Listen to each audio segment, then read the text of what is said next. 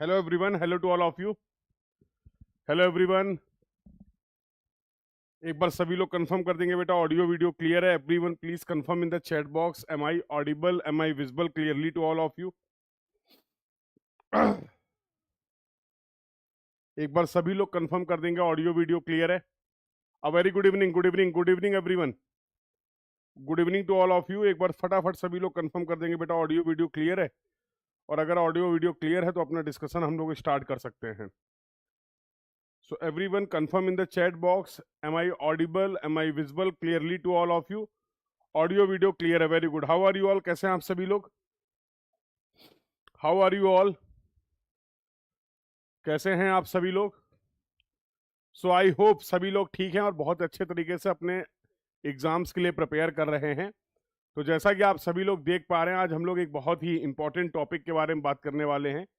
ये टॉपिक सभी एग्जाम्स के लिए, जितने भी टेक्निकल एग्जाम हैं, डिप्लोमा लेवल के जितने भी टेक्निकल एग्जाम हैं, इंजीनियरिंग के स्पेशली किसी स्टेट की सर्विसेज से रिलेटेड अगर बात करें, किसी स्टेट के असिस्टेंट इंजीनियर एग्जाम के लिए अगर आप प्रिपेयर कर रहे हैं, या बहुत बीच बीच में एग्जाम्स आते रहते हैं, जैसे अभी यूपी में बात किया जाए तो यूपी पीएससी का एग्जाम है, Jharkhand PSC, Rajasthan PSC, MP PSC, ऐसे बहुत जगह, उत्तराखंड पीएससी, जहां पर आपको इंजीनियरिंग से रिलेटेड बहुत सारी पोस्ट मिलती रहती हैं। लाइक लेक्चरर की पोस्ट रहती है, जहां पर भी ये वाला पार्ट जो होता है आप सभी के लिए इंपॉर्टेंट रहता है। असिस्टेंट इंजीनियर एग्जाम्स की बात करें, वहां पर भी ये डिस्कशन यूजफुल होता है। ठीक है, तो क्यों ना इस पर बात कर ली जाए, ताकि यहाँ से भी कुछ आपको हेल्प मिल पाए इन सभी एग्जाम्स के लिए अगर आप प्रिपेयर कर रहे हैं। तो बहुत ही बेहतरीन तरीके से हम लोग चीज़ों को समझने की कोशिश करेंगे एग्जाम पॉइंट ऑफ व्यू से। अप्रोच कुछ इस तरीके की फॉलो करेंगे ताकि हम लोग इन सब्जेक्ट से रिलेटेड, इस टॉपिक से रिलेटेड जो क्वेश्चन एग्जाम्स में आए हुए हैं, उन क्वेश्चंस को सोच समझ कर सॉल्व कर पाएं, सही सॉल्व कर पाएं, और साथ ही साथ आने वाले एग्जाम्स के लिए भी अपने आप को प्रिपेयर कर पाएं। ठीक है, तो इसी ऑब्जेक्टिव के साथ यहाँ पर हम लोग पर सभी लोग चैट बॉक्स में लिख देंगे, चैट बॉक्स में बता देंगे कौन से एग्जाम के लिए आप प्रिपेयर कर रहे हैं, किस एग्जाम के लिए आप प्रिपेयर कर रहे हैं, और किस एग्जाम के लिए आपको लगता है ये कंटेंट आपके लिए यूजफुल होगा। तो एक बार डू लेट मी नो, एक बार मुझे बता दें सभी लोग चैट बॉक्स में। एवरीवन, जितने भी लोग क्लास में अवेलेबल हैं, सभी लोग एक बार चैट बॉक्स में जरूर बता दें कि किस एग्जाम के लिए वो इस कंटेंट को देख रहे हैं, ये कंटेंट के बारे में जानना चाह रहे हैं। ठीक है, चलिए तो सेशन को शेयर वेयर करते रहिएगा, और इंडियन पॉलिटी के बारे में आज बातचीत करते हैं। आज हम लोग समझेंगे भारतीय संविधान बनने के पहले क्या ऐसे मेजर इवेंट्स हुए। संविधान, अभी सभी हम लोग को संविधान के बारे में पता है, बट संविधान बनने के पहले क्या क्या मेजर इवेंट्स हुए, क्या इसका हिस्टोरिकल बैकग्राउंड था, कहाँ से क्या चीजें स्टार्ट हुई, और फाइनली हम लोगों ने इस संविधान, तो हम लोगों को क्या क्या समझना है। बेसिकली इस कोर्स में हम लोग समझने वाले हैं हिस्टोरिकल डेवलपमेंट, इंडियन कॉन्स्टिट्यूशन का जो डेवलपमेंट हुआ उसके लिए क्या हिस्टोरिकल बैकग्राउंड था, कुछ बातें, कुछ इंफॉर्मेशन उससे रिलेटेड आपको पता होनी चाहिए। फिर संविधान बनने की पूरी प्रक्रिया के बारे में हम लोग बातचीत करेंगे, संविधान बनने के दौरान क्या क्या मेजर इवेंट्स हुए, की इवेंट्स हुए, और संविधान से रिलेटेड कुछ की फैक्टर्स की बात करेंगे, कुछ इंपॉर्टेंट फैक्टर की बात करेंगे। और ये जितनी बातें भी यहाँ पर मैं मेंशन कर रहा हूँ, लाइक संविधान के फीचर्स क्या हैं, silent feature of the constitution, इन सभी से आपको छोटे छोटे क्वेश्चंस आपके एग्जाम में देखने को मिलते हैं। Next we will talk about कि इंडियन कॉन्स्टिट्यूशन में क्या क्या चीजों को रखा गया, कौन कौन से इंपॉर्टेंट सेक्शन हैं, और उन सभी में उनको डिटेल से एक एक आर्टिकल के बारे में समझने की कोशिश करेंगे from exam point of view. ठीक है, तो आज इस क्लास में जो मैं आपके साथ डिस्कस करने वाला हूं, we will talk about the historical development of Indian constitution. चलिए तो डिस्कशन को स्टार्ट करते हैं, और डिस्कशन को स्टार्ट करने के पहले कुछ इंपॉर्टेंट बातें हैं, फटाफट मैं उनको बता देता हूं। अगर आप गेट एग्जाम के लिए प्रिपेयर कर रहे हैं तो गेट जियोमेट्रिक्स इंजीनियरिंग का कोर्स जो है वो स्टार्ट हो रहा है 20th ऑफ फेब से, तो आप ऐप विजिट कर सकते हैं। और अभी सभी कोर्सेज में, जैसा आप सभी को पता है, 50% का डायरेक्ट ऑफ है 20% 20th ऑफ फेब तक, तो आप सभी कोर्सेज को आप एक्सेस कर सकते हैं। Check the detail on the prep horizon app और वेबसाइट। इसके बाद अगर बात करें, अगर आप गेट 2027 की प्रिपरेशन को आप स्टार्ट कर रहे हैं, तो you can start your preparation with these two subject, transportation engineering के साथ और सर्वेइंग के साथ आप अपने डिस्कशन को स्टार्ट कर सकते हैं। और जैसा आप सभी को पता है, वेलकम ऑफर है केवल और केवल इन सब्जेक्ट्स की प्रिपरेशन आप गेट 2020 ईएससी के लिए या फिर स्टेट एग्जाम्स के लिए अगर आप प्रिपेयर कर रहे हैं तो ट्रांसपोर्टेशन और सर्वेइंग के इंडिविजुअल कोर्सेज को भी आप ज्वाइन कर सकते हैं। और ये सभी कोर्सेज आपको मिलने वाले हैं 20th ऑफ फेब तक केवल और केवल 999 रुपए में। यहाँ पर आपको क्लासेस होने वाली हैं, live classes will be there, recorded will be there, और साथ ही साथ यहाँ पर आपको 5 साल का प्रीवियस ईयर क्वेश्चन मिलने वाले हैं प्रैक्टिस के लिए। तो सारी चीजें आप एक्सेस कर पाएंगे और ज्यादा जानकारी आपको ऐप पर मिल जाएगी। तो ट्रांसपोर्टेशन सर्वेइंग के लिए कोर्सेज के प्राइस ये हैं। सभी कोर्सेज की वैलिडिटी 1 साल की है। और अगर आप दोनों ट्रांसपोर्टेशन और सर्वेइंग की प्रिपरेशन को स्टार्ट करना चाह रहे हैं तो यस, आप अभी इन दोनों कोर्सेज के लिए और इनकी प्रीवियस ईयर क्वेश्चन सीरीज के लिए इनरोल कर सकते हैं on this price only till 20th of Feb. ठीक है, तो डोंट मिस दिस अपॉर्चुनिटी अगर आप प्रिपेयर कर रहे हैं गेट 2027 के लिए, ईएससी के लिए या किसी भी टेक्निकल एग्जाम के लिए। चलिए तो बातचीत को स्टार्ट करते हैं और मुद्दे पे आते हैं। देखो बात यह है कि हम लोग को समझना है कि इंडियन कॉन्स्टिट्यूशन जब डेवलप हुआ, जो आज का कॉन्स्टिट्यूशन हम लोग देख पा रहे हैं, किन किन दौर से होते हुए यहां तक पहुंचा है। मुद्दे की बात यह है। अब हिस्टोरिकल बैकग्राउंड की अगर बात करें तो ये कहानी कहां से शुरू हुई, जहां से जो इंपॉर्टेंट डिस्कशन शुरू हुआ उसको समझने की कोशिश करते हैं। तो सबसे पहले आई होप आप सभी को पता है एक प्यारी सी कंपनी के बारे में। हाँ, इस कंपनी के बारे में सभी लोग जानते होंगे, जिसको हम लोग बोलते थे ईस्ट इंडिया कंपनी। सुना भाई इसके बारे में? एक बार चैट बॉक्स में बताते रहेंगे। तो कहानी शुरू होती है ईस्ट इंडिया कंपनी को सेंटर में लेके। तो अब पहले इस कंपनी के बारे में बातचीत कर लेते हैं। तो ये कंपनी के बारे में अगर बातचीत किया जाए तो ईस्ट इंडिया कंपनी यहाँ पर इंडिया में आई, उस समय का जो इंडिया था, और यहाँ पर व्यापार के पर्पज से आई। तो इसको आप ऐसे समझ सकते हैं, कोई भी एक कंपनी, जैसे आज किसी भी कंपनी को आप देख लें, मान लीजिए वो कंपनी इंडियन ओरिजिन की कंपनी है, किसी दूसरे कंट्री में जाती है और वहां पर अपने प्रोडक्ट और सर्विसेज से रिलेटेड काम करती है। जनरली कई एग्जाम में पूछा जाता है कि ईस्ट इंडिया कंपनी का जो मुख्य काम था वो काम क्या था। तो ईस्ट इंडिया कंपनी यहाँ पर आई बेसिकली स्पाइसेस के लिए, मसाले के लिए। हिंदुस्तान को हमेशा से हिंदुस्तान मसालों का देश रहा है, तो यहाँ के मसाले बड़े फेमस थे, स्पाइसेस बड़े फेमस थे। तो उनके व्यापार के पर्पज से ईस्ट इंडिया कंपनी यहाँ पर ईस्ट इंडिया कंपनी का आना हुआ था। ठीक है, जैसे आज की डेट में अगर बात करें तो कोई भी कंपनी है, फॉर एग्जांपल रिलायंस कंपनी है, रिलायंस कंपनी इंडिया में भी काम कर रही है और साथ साथ और भी कंट्रीज में काम कर रही है। ऐसे बहुत नॉर्मल वहाँ के ब्रिटेन के गाइडेंस के बेसिस पे वहां से परमिशन लेके ये लोग यहाँ पर व्यापार करने आए। उस समय के अगर इंडिया की बात किया जाए तो लगभग इंडिया ऐसा कोई एक कंट्री के फॉर्म में नहीं था, अलग अलग छोटी छोटी रियासतें थी। सब लोग हर जगह के अपने अपने राजा थे, अपनी अपनी प्रजा थी, सबका इंडिविजुअल एक कंट्रोल था। जैसा आप सभी को थोड़ा बहुत बेसिक हिस्ट्री के बारे में पता होगा, सारी चीजें सही चल रही थी। अब धीमे धीमे क्या हुआ कि ईस्ट इंडिया कंपनी ने बिजनेस के साथ साथ, व्यापार के साथ साथ थोड़ी सी अपनी पावर को यहाँ पर बढ़ाना शुरू किया। तो थोड़ा सा मैं आपको ब्रीफ कर देता हूँ हिस्टोरिकल बैकग्राउंड में, हिस्ट्री से बारे में, फिर यहाँ पर हम लोग समझेंगे पॉलिटी पॉइंट ऑफ व्यू से क्या इंपॉर्टेंट डिस्कशन हुए। कुछ नहीं, सारी चीजें मैंने यहाँ पर मेंशन कर दी हैं, ये चीजें आपको मिल भी जाएंगी।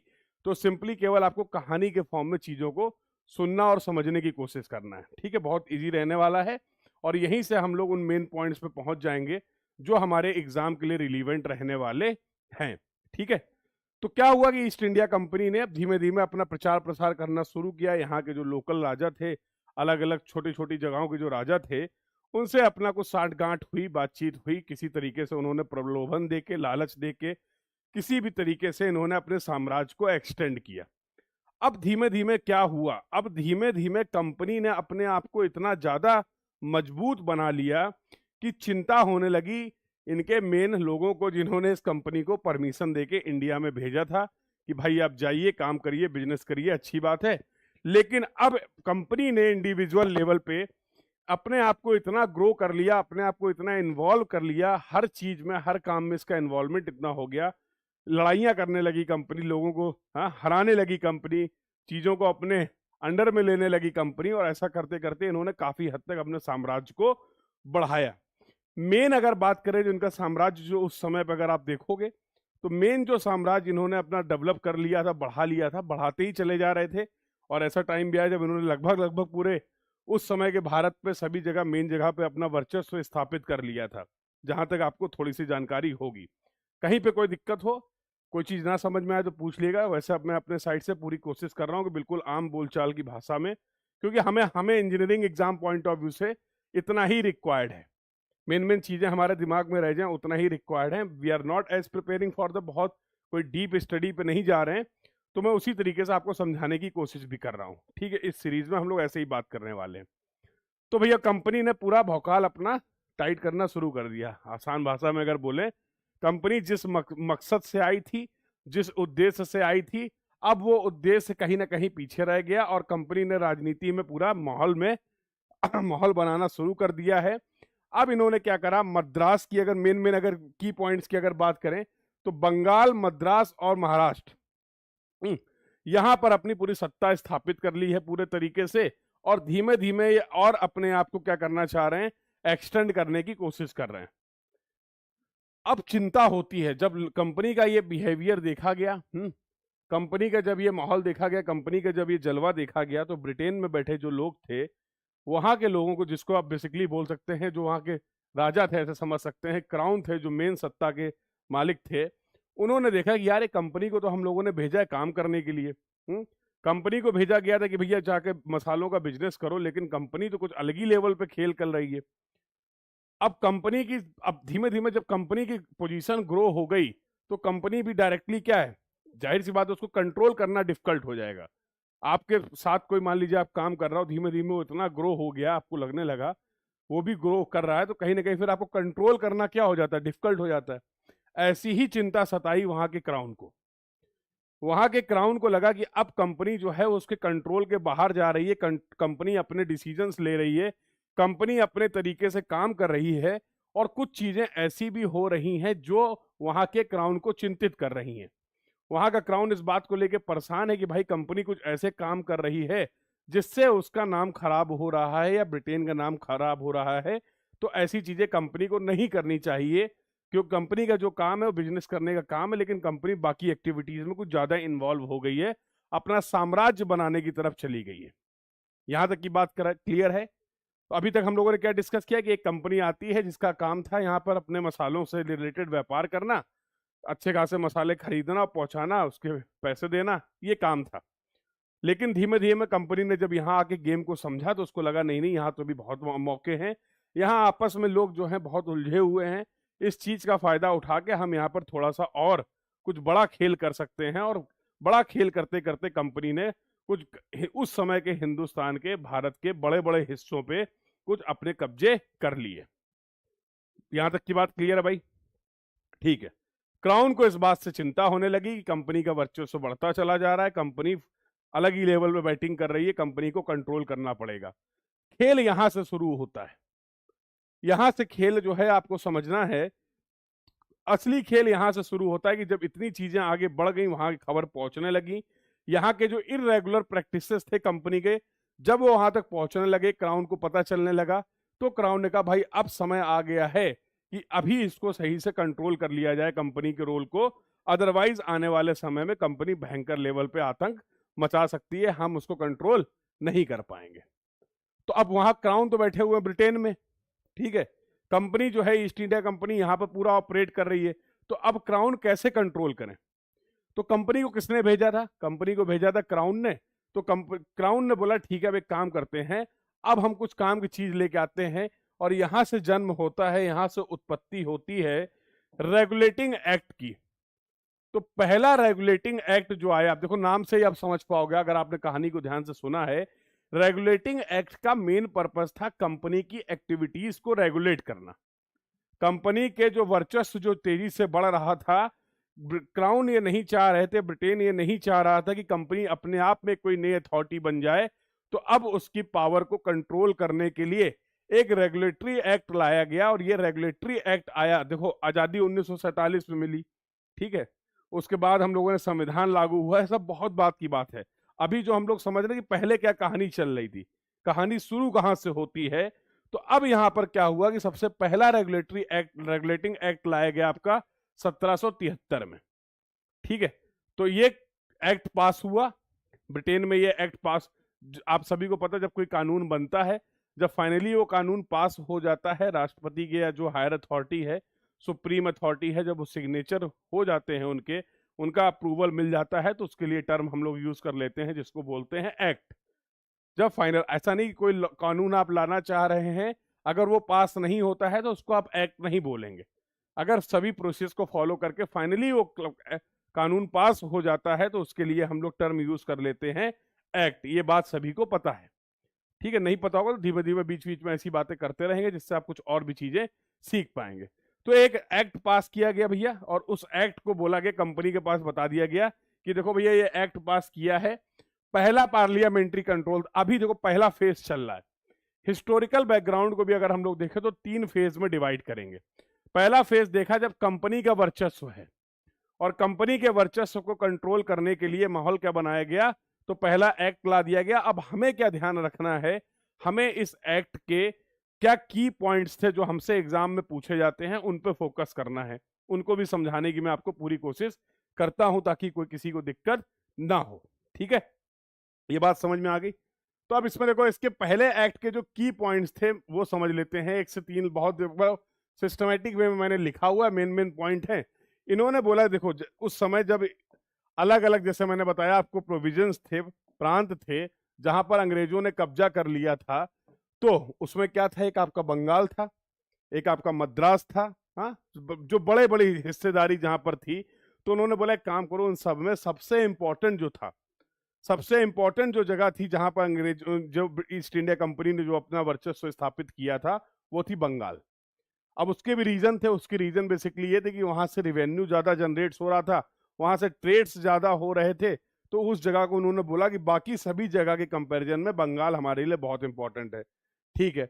अब बंगाल की सत्ता संभालने के लिए उन्होंने क्या बोला कि भाई, हम वहां पर जो गवर्नर है, जो मेन सुप्रीम आदमी है बंगाल का, जो पर्सन है, उसको हम लोग अब उसकी पोस्ट में थोड़ा सा इजाफा कर देते हैं, और उसकी पोस्ट को कर दिया गया general, governor general of Bengal.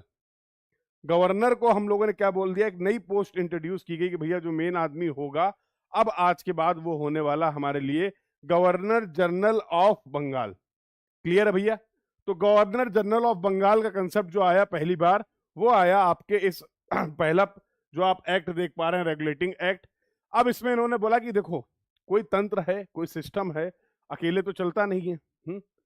अकेले चलने को चल सकता है, बट प्रैक्टिकली अगर आप देखोगे तो किसी भी सिस्टम में अकेले उसको एग्जीक्यूट करना डिफिकल्ट है कंपैरेटिवली। अच्छा क्या रहेगा, देखो, तो आज अगर अब पुरानी चीजों को आप देखोगे तो आप रिलेट कर पाओगे कि बहुत सारी चीजें हैं जो हमने वहां से इस हिस्टोरिकल बैकग्राउंड से ऑप्ट की हैं, जो आज की डेट में आप देख पाते हैं। तो जाहिर सी बात है, फॉर एग्जाम्पल अगर मैं बात करूं, केवल राष्ट्र देश में एक राष्ट्रपति है, हाँ, या केवल एक प्रधानमंत्री है, तो आपको क्या लगता है मुश्किल होगी कामकाज करने में? बहुत सारी चीजें हैं मैनेज करना, एक आदमी के लिए इतना कुछ मैनेज करना डिफिकल्ट हो जाएगा। तो उसी तरीके से लोगों ने बोला कि भाई दिक्कत हो सकती है। तो एक तो हो गया आपके गवर्नर जनरल साहब, और गवर्नर जनरल साहब के साथ एक 4 लोगों की टीम और बिठाओ, एक 4 लोगों की टीम और बिठाओ, और 4 लोगों की टीम को बोला जाएगा काउंसिल। समझ रहे हो? तो ऐसा समझ सकते हो कि मान लो ये प्रधानमंत्री हो गए, तो ये उनके 4 मंत्री हो गए, ठीक है? अलग अलग डिपार्टमेंट के लिए 4 काउंसिल और लाओ। 4 काउंसिल अगर दे दोगे प्लस एक गवर्नर, तो 5 लोग, 1+4 का कंसेप्ट इंट्रोड्यूस किया गया। और तीसरा जो इंपॉर्टेंट बात हुआ इस दौर पे, वो हुआ कि सुप्रीम कोर्ट की स्थापना की गई, कलकत्ता सुप्रीम कोर्ट का सेटअप किया गया। ठीक है भैया? ऐसा सब क्यों किया जा रहा है, समझो। ऐसा सब इस एक्ट में इसलिए किया जा रहा है कि हम कंपनी की एक्टिविटीज को मॉनिटर कर पाएं और कंपनी की एक्टिविटीज को रोक पाएं, ताकि बहुत बड़ा बवाल कंपनी ना कर दे। समझ रहे हो? तो अब उन्होंने बोला कि ठीक है, अब जो आपके गवर्नर साहब हैं, इनको हम लोग बोल देते हैं, जीजी बोल देते हैं, गवर्नर जनरल ऑफ बंगाल बोल देते हैं, और इनके साथ 4 मेंबर की एक टीम बैठा दी जाएगी, 4 काउंसिल मेंबर इनको दिए जाएंगे। ये लोग अपना मिलकर काम धाम करें, और कलकत्ता सुप्रीम कोर्ट को सेटअप कर दिया गया है। जैसा मैंने बताया, उस समय मुंबई नहीं होता था, महाराष्ट्र नहीं होता था, मद्रास और बॉम्बे, देखो मद्रास और बॉम्बे मेन 3 जगह थी। ठीक है? बंगाल, मद्रास और बम्बई, बॉम्बे सबसे ज्यादा रिवेन्यू की वजह से सबसे ज्यादा प्यारा जो था जगह थी इनको, वो थी जहां पर ज्यादा उन्होंने अपना वर्चस्व स्थापित किया कंपनी ने, दैट वाज द बंगाल। तो वहां पर कंट्रोल कर लिया गया, उसको सबसे ज्यादा पावर दी गई। और मद्रास और बॉम्बे को क्या बोला गया कि भैया ठीक है, बंगाल आप पर नजर रखेगा, बंगाल के जो डायरेक्शन आपसे मिलने वाला, बंगाल की तरफ से जो डायरेक्शन आपको मिलेगी, उस बंगाल की सुपरवाइजरी में आप उसको कंट्रोल करेंगे। जैसा मैंने आपको बताया कि ईस्ट इंडिया कंपनी बहुत अलग अलग तरीके की इलीगल, या इलीगल क्या बोलेंगे, जैसे मान लो, जाहिर सी बात है, लोग अपना काम करवाने के लिए घूस वूस का प्राविधान कर दिया है कि भाई हमारा ये काम करा दो, हमें ये सल्तनत दिलवा दो, हमें इस राजा से जितवा दो XYZ करके, तो हम आपका कुछ फेवर कर देंगे। ठीक है, इसी तरीके से ईस्ट इंडिया कंपनी ने भैया ब्राइब लेना भी शुरू कर दिया था। जो मामले खुल के सामने आने लगे थे, तो इन्होंने एक कंट्रोल इस पॉइंट में और बोला कि देखो अब ध्यान रखना भाई, आप लोग काम वहां करने गए हो, ईस्ट इंडिया कंपनी के लिए क्या गाइडलाइंस आई, चुपचाप अपना काम करो, बिजनेस करो, बहुत अच्छी बात है, इस तरीके की एक्टिविटी मत करो, नाम खराब हो रहा है। भाई कहीं से आई है ना कंपनी ये, तो अब यहाँ के लोग क्या समझ रहा है कि भाई ये तो लूट रहे हैं, या इस तरीके की एक्टिविटीज में इन्वॉल्व हैं, घूस ले रहे हैं, ऐसा कुछ कर रहे हैं, तो गिफ्ट और ब्राइब रोकने की प्राविधान दिए गए। ऐसा कुछ कुछ चीजें कंट्रोल करने की कोशिश की गई। फिर से रिपीट कर देता हूं, तीनों जगह में जो मेन 3 प्रेसिडेंसी थी आपके ईस्ट इंडिया कंपनी की, बंगाल, मद्रास और बॉम्बे, इसमें सबसे ज्यादा पावर दी गई आपके बंगाल को। और बंगाल के जो मुख्य लोग थे, हैं, बंगाल के जो मुख्य लोग थे, उनको, जो मुख्य प्राणी थे, उनको बोल दिया गया गवर्नर जनरल ऑफ बंगाल। उनसे बोला गया आप बंगाल भी चलाइए और साथ साथ थोड़ी बहुत गाइडलाइंस देते रहिए बॉम्बे और मद्रास वालों के लिए भी, वो भी आपकी सुपरविजन में ही चलेंगे। घूस वूस नहीं लेना, तमीज से काम करना है, कोई भी फालतू का बवाल नहीं करना है। ऐसा क्राउन का आदेश आया कि भैया कंपनी की वजह से हमारा नाम खराब होना नहीं चाहिए। ठीक है, ये भी बात मान ली गई। और इसके बाद कलकत्ता सुप्रीम कोर्ट की स्थापना कर दी गई कि अब सुप्रीम कोर्ट को ये जिम्मेदारी दी गई कि भैया कंपनी की जो हरकतें हैं, इनमें थोड़ा सा नजर रखी जाए, अदरवाइज अनकंट्रोल्ड ना हो जाए। तो मेरे हिसाब से सभी को ये बातें समझ में आ गई होंगी कि जो पहला जो आपका रेगुलेटिंग एक्ट आया वो क्यों आया, और उस एक्ट के क्या क्या की प्रोविजंस थे, क्या क्या मेन पॉइंट्स थे। आई होप सभी को क्लियर है। अगर क्लियर है, बीच बीच में मुझे चैट बॉक्स पे बताते रहेंगे, तो आपका रिस्पॉन्स मेरे लिए बहुत ही इंपॉर्टेंट है, और वो as a source of energy काम करता है, आप लोग को पता है। ठीक है, तो कार्य करने की क्षमता को ही ऊर्जा कहते हैं, और मुझे इस क्षमता को बनाए रखने के लिए ऊर्जा की जरूरत है, और वो ऊर्जा का स्रोत जो है वो केवल और केवल आप ही हैं। ठीक है, वो आपके कमेंट हैं, आपका रिस्पॉन्स है। तो मेरी बातें जो मैं यहाँ पे डिस्कस कर रहा हूँ, अगर आपको बीच बीच में समझ में आती रहे तो मुझे जरूर इत्तला करते रहिए, बताते रहिए, ताकि मैं इस एनर्जी को बढ़ा पाऊं या और मेंटेन कर पाऊं। यहां तक बात क्लियर है? ठीक है। अब कंपनी ने दिमाग लगाया, जब कंपनी ने इस एक्ट को देखा, तो कंपनी ने कहा यार ये तो मामला गड़बड़ हो रहा है। मामला गड़बड़ ऐसे हो रहा गुरु कि वहां पर देखो, कंपनी अपना प्रचार प्रसार अपने तरीके से कर रही है। हाँ, कंपनी खूब पैसा इकट्ठा कर रही, रिसोर्सेज इकट्ठा कर रही, सब अपना एक्सपेंशन कर रही है, अच्छी बात है। अब उनको लगा ये 3 मुख्य मेन जगहें तो हो गई हैं, अब थोड़ा आगे बढ़ा जाए। आप कोई भी हो, ग्रो करता है ना कि भैया चलो थोड़ा सा और एक्सपेंड किया जाए, और नई नई चीजों पे कब्जा किया जाए। कंपनी का ये माइंडसेट था। बीच में राजा साहब, क्राउन साहब ने अपनी ये दे दिया। क्राउन साहब ने क्या बता दिया कि भैया नहीं नहीं, अब आपको काम करना है तो ऐसे करना है। कंपनी को हुई थोड़ी सी बेचैनी।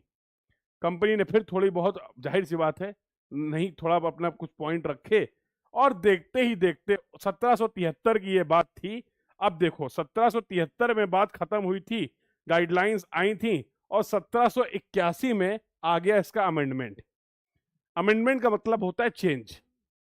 अमेंडमेंट का सीधा सीधा मतलब होता है चेंज है। भैया हमें कोई रूल है, अब जैसे आप देखते रहते हैं इंडियन कॉन्स्टिट्यूशन में भी बहुत सारे अमेंडमेंट्स होते रहते हैं। ठीक है, जहां से लगातार आपको क्वेश्चंस देखने को मिलते हैं। अब उन अमेंडमेंट्स का बेसिक पर्पस क्या होता है कि ठीक है, उस समय कोई कानून बनाए गए होंगे। एग्जाम्पल के लिए आजादी के समय में कुछ कानून बनाए गए थे जो हो सकता है आज रिलीवेंट ना हो।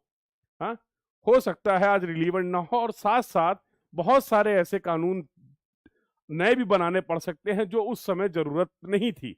जैसे आज की डेट में, हाँ, आज की डेट में बस इसको एज ए कहानी के फॉर्म में बेटा रिमेंबर आप रख पाओगे। धीमे धीमे जब समझोगे, रिवीजन करोगे, तो आप समझ पाओगे। तो मैं उसी तरीके से आपको एक्सप्लेन कर रहा हूँ। रिमेंबर करने का तरीका यही कि रोज मुलाकात करिए, भूलना मुश्किल हो जाएगा। ठीक है, तो आप रिवीजन करते रहेंगे तो याद रहेंगी चीजें, और याद करनी ही पड़ेंगी, और कोई ऑप्शन नहीं है। जितना मैक्सिमम मेरे साइड से पॉसिबल है आसान तरीके से बता पाना मैं आपको बता रहा हूं, ठीक है। तो रेगुलेटिंग एक्ट क्यों आए और क्या क्या उसके की पॉइंट्स थे, अभी तक की ये बात समझ में आ गई है।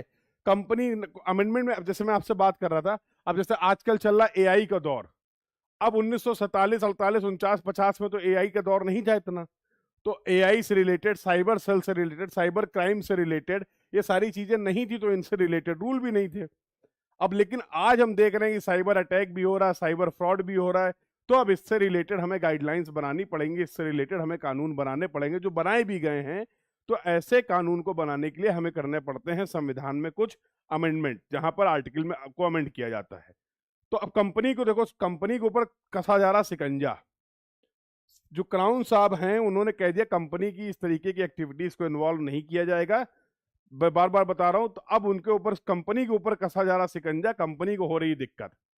कंपनी ने थोड़ा बहुत विद्रोह किया, विद्रोह करने के बाद अपनी बात को रखा और बोले देखो, क्योंकि अल्टीमेटली इंडिया में तो जो उस समय का इंडिया है, इसमें जो मेन कंट्रोल है वो कंपनी का ही है। क्राउन साहब तो ब्रिटेन में बैठे हुए ना आराम से, ऑपरेट सब यहाँ कंपनी कर रही है, तो कंपनी भी अपने पावर में है, ऐसी बात नहीं है। कंपनी को हल्के में नहीं लेना अपने को, ठीक है। कंपनी, अब वो कंपनी नहीं रही, अब कंपनी कह रही हमको चाहिए फुल इज्जत। समझ रहे हो, पहले हम बिजनेस करने आए थे, ठीक है, हाँ, शुरू मजबूरी में किया था, लेकिन साहब अब मजा आ रहा है, हैं? तो कंपनी अब इस मोड में जा चुकी है, समझ रहे हो, ईस्ट इंडिया कंपनी। तो इन्होंने बोला ठीक है, बात को समझा गया और लाया गया एक अमेंडमेंट एक्ट। ठीक है भैया, सुनो सुनो, कोई बात है, तुम्हारी भी सुनते हैं। कंपनी का ऐसा मनमानी नहीं चलेगी आपके साथ, आपको हमारी भी सुननी पड़ेगी, ठीक है। ये सत्ता जो देख रहे हैं आप, ये हमारी जमाई हुई है, ठीक है। कंपनी का ठीक है, ठीक है। तो कंपनी ने, क्राउन ने कहा ठीक है, बताओ क्या तुम्हारी समस्या क्या है, ये बताओ, ज्यादा रो नहीं, ड्रामे मत करो, बताओ। तो कंपनी ने कहा ठीक है, हमारी कुछ शर्तें हैं जिसको आप मानिए और उसके हिसाब से अगला एक्ट लाइए। अमेंडमेंट एक्ट में कुछ बातें तय हुई कंपनी और क्राउन साहब के बीच में। उन्होंने बोला देखो, सुप्रीम कोर्ट तुमने बना दी है, अब ये चल रहा खेल, समझो। क्राउन अपने लेवल पे समझ रहा है चीजों को और कंपनी अपने लेवल पे समझ रही है। अब जो खेल चल रहा है, ये चल रहा है सत्ता और पावर का खेल, ठीक है। अब जो बातें हो रही हैं वो सत्ता और पावर के खेल में सब अपने अपने दांव पेच लगा रहे हैं। तो इस अमेंडमेंट एक्ट में ये बोला गया, मामला ये रखा गया, कंपनी ने कहा कि सुप्रीम कोर्ट जो है, ठीक है, अच्छी बात आपने बना दी, हम पे नजर रखो, लेकिन हमको भी चाहिए अब आजादी फुल। आजादी ये कि सुप्रीम कोर्ट का जो रोल है वो कंपनी के स्टाफ पे नहीं होगा, कंपनी के स्टाफ पे सुप्रीम कोर्ट कोई दखलंदाजी नहीं करेगा। कंपनी के जो लोग हैं, जिस तरीके से भी काम करें, उनके किसी मसले में टांग नहीं लड़ाएगा सुप्रीम कोर्ट, ऐसा इन्होंने बोल दिया। ठीक है भाई, बोल दिया कि ठीक है, कंपनी है, अपना इंडिपेंडेंट काम करे।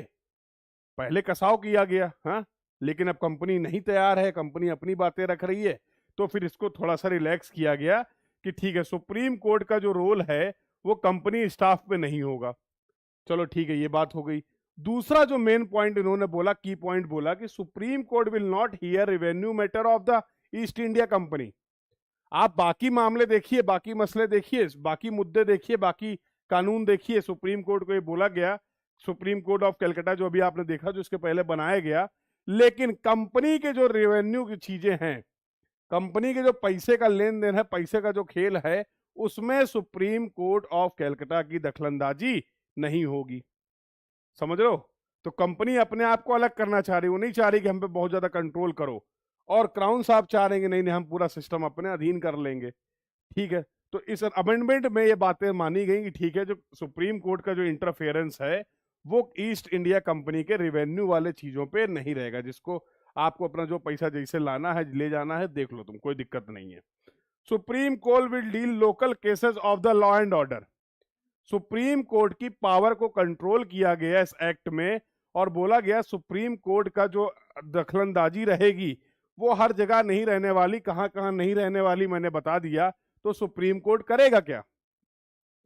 तो उन्होंने बोला कि एक काम करो, जो मामले लोकल कोर्ट से आ रहे हैं, जो मैटर हो रहे हैं, किससे रिलेटेड, लॉ एंड ऑर्डर से रिलेटेड जो मैटर हैं, वो पहुंचेंगे किसके पास? Governor general of Bengal plus ये जो 4 लोग थे, जिसको आपने बोला था 1+4 का कंसेप्ट, ये लोग सुनवाई करेंगे। और जो सुप्रीम कोर्ट है, ये अपने आसपास के जो लॉ एंड ऑर्डर, जो आपकी सीमा है, उसके लॉ एंड ऑर्डर से रिलेटेड अपनी कार्रवाई अपना दिखाओ करते रहे। मतलब ठीक है, तुम्हें जो करना करो, हमें कोई दिक्कत नहीं है, लेकिन कंपनी का कहना साफ है कि हमारे मामलों में आप दखलंदाजी मत करिए, हम कहां से रिवेन्यू ला रहे हैं, हमारा कितना रिवेन्यू है, उसका गणित मत लगाइए। दूसरा, हमारे जो लोग हैं इस कंपनी के, उनको किसी तरीके से अपने दायरे में मत लीजिए, उनको फ्री छोड़ दीजिए।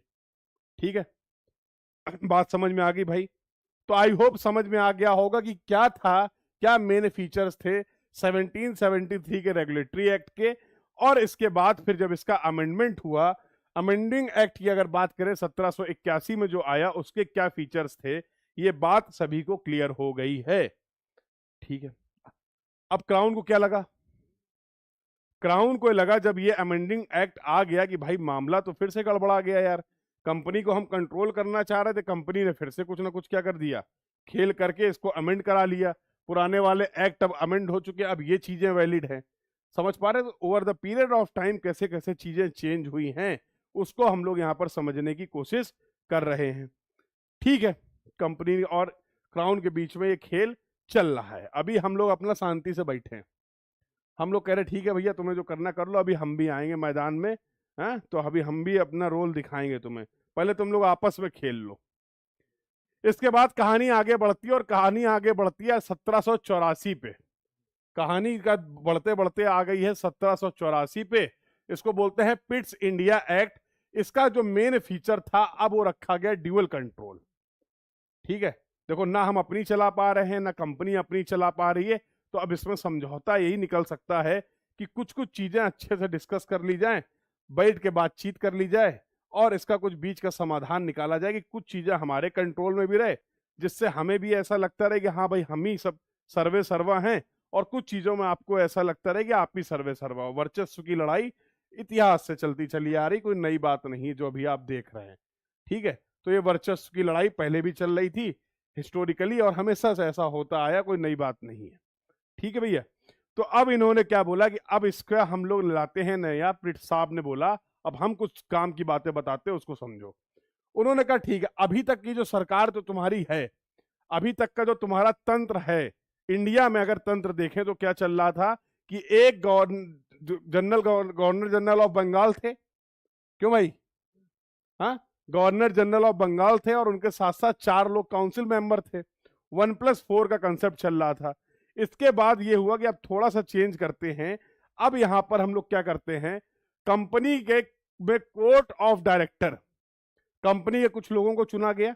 कंपनी से पूछा गया बता दो भैया कौन कौन से तुम्हारे मेन आदमी हैं जिनको तुम चाहते हो कि इनको कुछ पावर दी जाए। बैठेंगे सब लंदन में। ठीक है, कंपनी को रिप्रेजेंट करने के लिए कंपनी के कुछ आदमी जो लंदन में बैठे हुए हैं, उनको बोला गया कंपनी को कोर्ट ऑफ डायरेक्टर। ये कंपनी के आदमी थे, ईस्ट इंडिया कंपनी के, ध्यान रखना भाई, ये ईस्ट इंडिया कंपनी के आदमी थे जो कि लंदन में बैठ के सारी खेल को समझ रहे थे। प्लस ब्रिटिश गवर्नमेंट ने अपने कुछ लोग बताए जिनको बोला गया बोर्ड ऑफ काउंसिल। समझ रहे हो? तो अब देखो अब ऐसा तंत्र डेवलप किया जा रहा है जिसमें सत्ता जो है वो दोनों के कंट्रोल में रहेगी। कंपनी के लोगों को भी पावर है, जिसको आपने बोल दिया कोर्ट ऑफ डायरेक्टर। ठीक है, और दूसरा इनके ऊपर भी बिठा दिया गया, किसको? इनके ऊपर बिठा दिया गया ब्रिटिश गवर्नमेंट के बोर्ड ऑफ कंट्रोलर। तो शॉर्ट में लिख देते हैं सीओडी और बीओसी। ध्यान रखेंगे, सीओडी कौन से लोग थे? कोर्ट ऑफ डायरेक्टर क्या थे? कंपनी के रिप्रेजेंटेटिव थे, कंपनी के लोग थे ईस्ट इंडिया कंपनी के। और बीओसी जो थे वो ब्रिटिश गवर्नमेंट के लोग थे जो पूरा गेम अब मैनेज करेंगे। इंडिया में जो खेल चल रहा है अब उसको मैनेज करने के लिए दोनों लोग का बिल्कुल डिस्कशन के बाद इन दोनों लोग को ये जिम्मेदारी दी गई। ठीक है भैया, अब देखो, अब इसमें अपनी अपनी रिस्पॉन्सिबिलिटी को बांट लेते हैं। ठीक, अब इसमें अगर आपसे पूछा जाए कि इन दोनों में पावरफुल कौन है, तो इसको भी आप ध्यान रख सकते हैं। अब इसमें से पावरफुल, अब देखो, मेन जो लड़ाई चल रही थी किसके बीच में चल रही है? ये जो पूरी टसल चल रही है मेन, ये चल रही है क्राउन साहब के बीच में, मतलब ब्रिटिश गवर्नमेंट के बीच में और ईस्ट इंडिया कंपनी के बीच में। ठीक है, तो अब क्राउन अल्टीमेट सुप्रीम पावर कौन है? क्राउन है, क्योंकि कंपनी तो उन्हीं के अंडर से परमिशन लेके आई थी ना। तो अभी भी पावर जो मेन है, जलवा जिसका कायम है, वो है भैया अपने क्राउन साहब। ठीक है, ब्रिटिश गवर्नमेंट सुप्रीम है। तो ब्रिटिश गवर्नमेंट ने कहा ठीक है, लेकिन तुम्हारी बातों को भी मानेंगे, क्योंकि अब तुम्हारा कद इतना बढ़ चुका है कि अब तुम बेलगाम हो रहे हो, तो तुम्हें समझाने की कोशिश हम करेंगे। तो इन दोनों में अगर देखा जाए तो बोर्ड, ये जो आप देख रहे हैं कोर्ट ऑफ डायरेक्टर, ये जो कंपनी के लोग हैं इनके पास पावर थोड़ी कम थी। इनके ऊपर भी किसको रखा गया? इनको कंट्रोल करने के लिए भी इनकी जो रिपोर्टिंग थी वो भाई साहब थी बोर्ड ऑफ कंट्रोल को। ठीक है, तो मतलब अभी अगर इस पहली लाइन को आप देखोगे तो ईस्ट इंडिया कंपनी और उसके पूरे मूवमेंट को कंट्रोल करने के लिए हिंदुस्तान में जो ज्यादा पावर आप देख पा रहे हैं वो क्राउन साइड में है, ब्रिटिश गवर्नमेंट साइड में है। मानते हो कि नहीं? ठीक है, अब इसके बाद ये हुआ कि एक काम करो, ज्यादा परेशान होने की बात नहीं है, हाँ, रोना गाना मत मचाओ। Board of COD, court of director को बोला गया।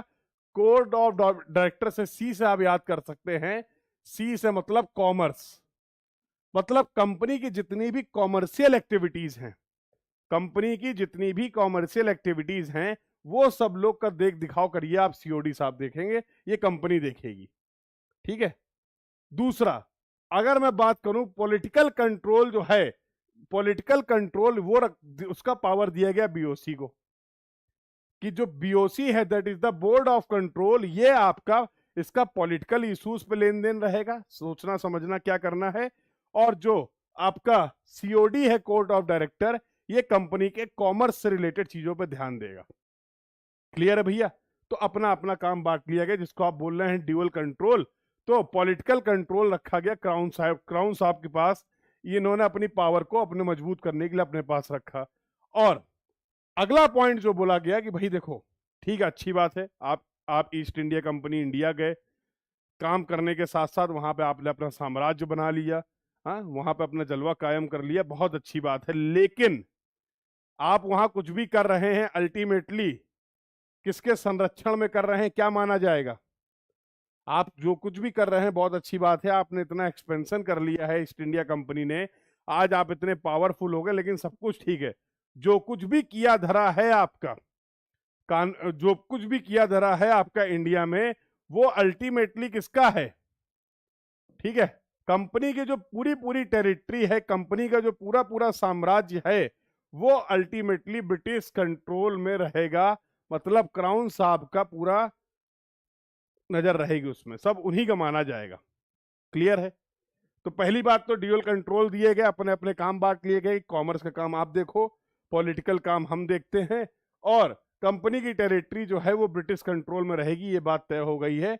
करना जो कुछ भी है करते रहो, जो कुछ भी करना है करते रहो, लेकिन कंट्रोल हमारा रहेगा। क्राउन साहब अपनी पावर बढ़ाने की कोशिश कर रहे हैं। ठीक है, तो अब देखो, अब इसके बाद थोड़ा सा और चेंज किया गया। अब इतना हो गया इसमें, ब्रिट्स इंडिया एक्ट, इन्होंने बड़ा क्रांतिकारी ये सोचा था कि हम बहुत कुछ चेंज कर ले जाएंगे ऐसा करने से, बट ऐसा कुछ बहुत ज्यादा हुआ नहीं, देखते क्या हुआ। ठीक है, यहां तक कहानी पहुंच गई। तो अभी देखो लगातार टकराव चल रहा है, कंपनी अपने पावर बढ़ाना चाह रही है और क्राउन अपने, ब्रिटिश गवर्नमेंट अपने पावर बढ़ाना चाह रही है। ठीक है, कोई ऐसी दिक्कत नहीं होती अगर कंपनी जिस तरीके से आई थी काम करती रहती, लेकिन कंपनी ने क्यों अपनी आइडेंटिटी को बहुत ज्यादा बढ़ा लिया है, जो कि चिंता का विषय है क्राउन साहब के लिए, इसलिए ये सब पूरी कहानी चल रही है। ठीक है, अलग अलग कहानी पे आप क्या क्या मेन मेन बातें हैं जिनको आप समझ रहे हैं या समझने की कोशिश कर रहे हैं, और जहां तक मुझे उम्मीद है समझ भी पा रहे होंगे। ठीक है, चलो भाई, फिर वही बात हुआ, ये एक्ट आया, कब आया? 1784 में। कंपनी को लगा यार क्या गेम है, पूरी मेहनत हम लोग कर रहे हैं, साम्राज्य हम बना रहे हैं, यहाँ के लोगों से, लोकल लोगों से, राजाओं से, महाराजाओं से पंगा हम ले रहे हैं, यहाँ की सारा सरदर्द हम झेल रहे हैं, और क्राउन साहब लगे पड़े नई नई टेरिटरी हमारी है। समझ लो, कंपनी के मन में ये विचार आया, कंपनी ने कहा कि भाई ऐसे काम नहीं चलेगा। ठीक है, अब फिर से इसमें जरूरत है अमेंडमेंट की। तो पहला आया रेगुलेटिंग एक्ट, फिर अमेंडमेंट हुआ, दूसरा रेगुलेटिंग एक्ट आया ब्रिटिश इंडिया एक्ट, फिर इसको अमेंड किया गया 1786 में। अच्छा भाई, अब जाहिर सी बात है अमेंडमेंट का कंसेप्ट मैं आपको ऑलरेडी बता ही चुका हूं कि जब जब अमेंडमेंट होगा इसका मतलब कुछ चीजों को चेंज किया जाएगा। कंपनी ने इस पूरे खेल को समझा, फिर कंपनी का अच्छा, फिर इस एक्ट में क्या बातें रखी गई कि देखो जो जनरल गवर्नर हैं आपके, जिन जनरल गवर्नर ऑफ बंगाल जिनको आप बोल लो, अब यार इनको ना थोड़ा सा पावर थोड़ी मजबूत दो।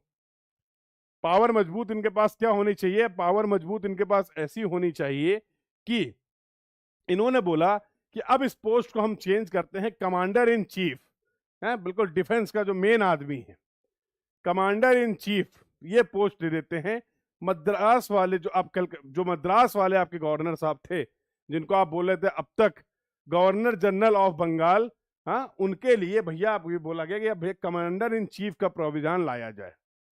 ठीक है, हम बेसिकली पूरी कहानी ये कि ये बात जिसको ऑफर की गई उन्होंने बोला कि ठीक है हम इसको एक्सेप्ट करते हैं, लेकिन हम कंट्रोल करने की कोशिश करेंगे, लेकिन हमें भैया कुछ ऐसी पोस्ट चाहिए।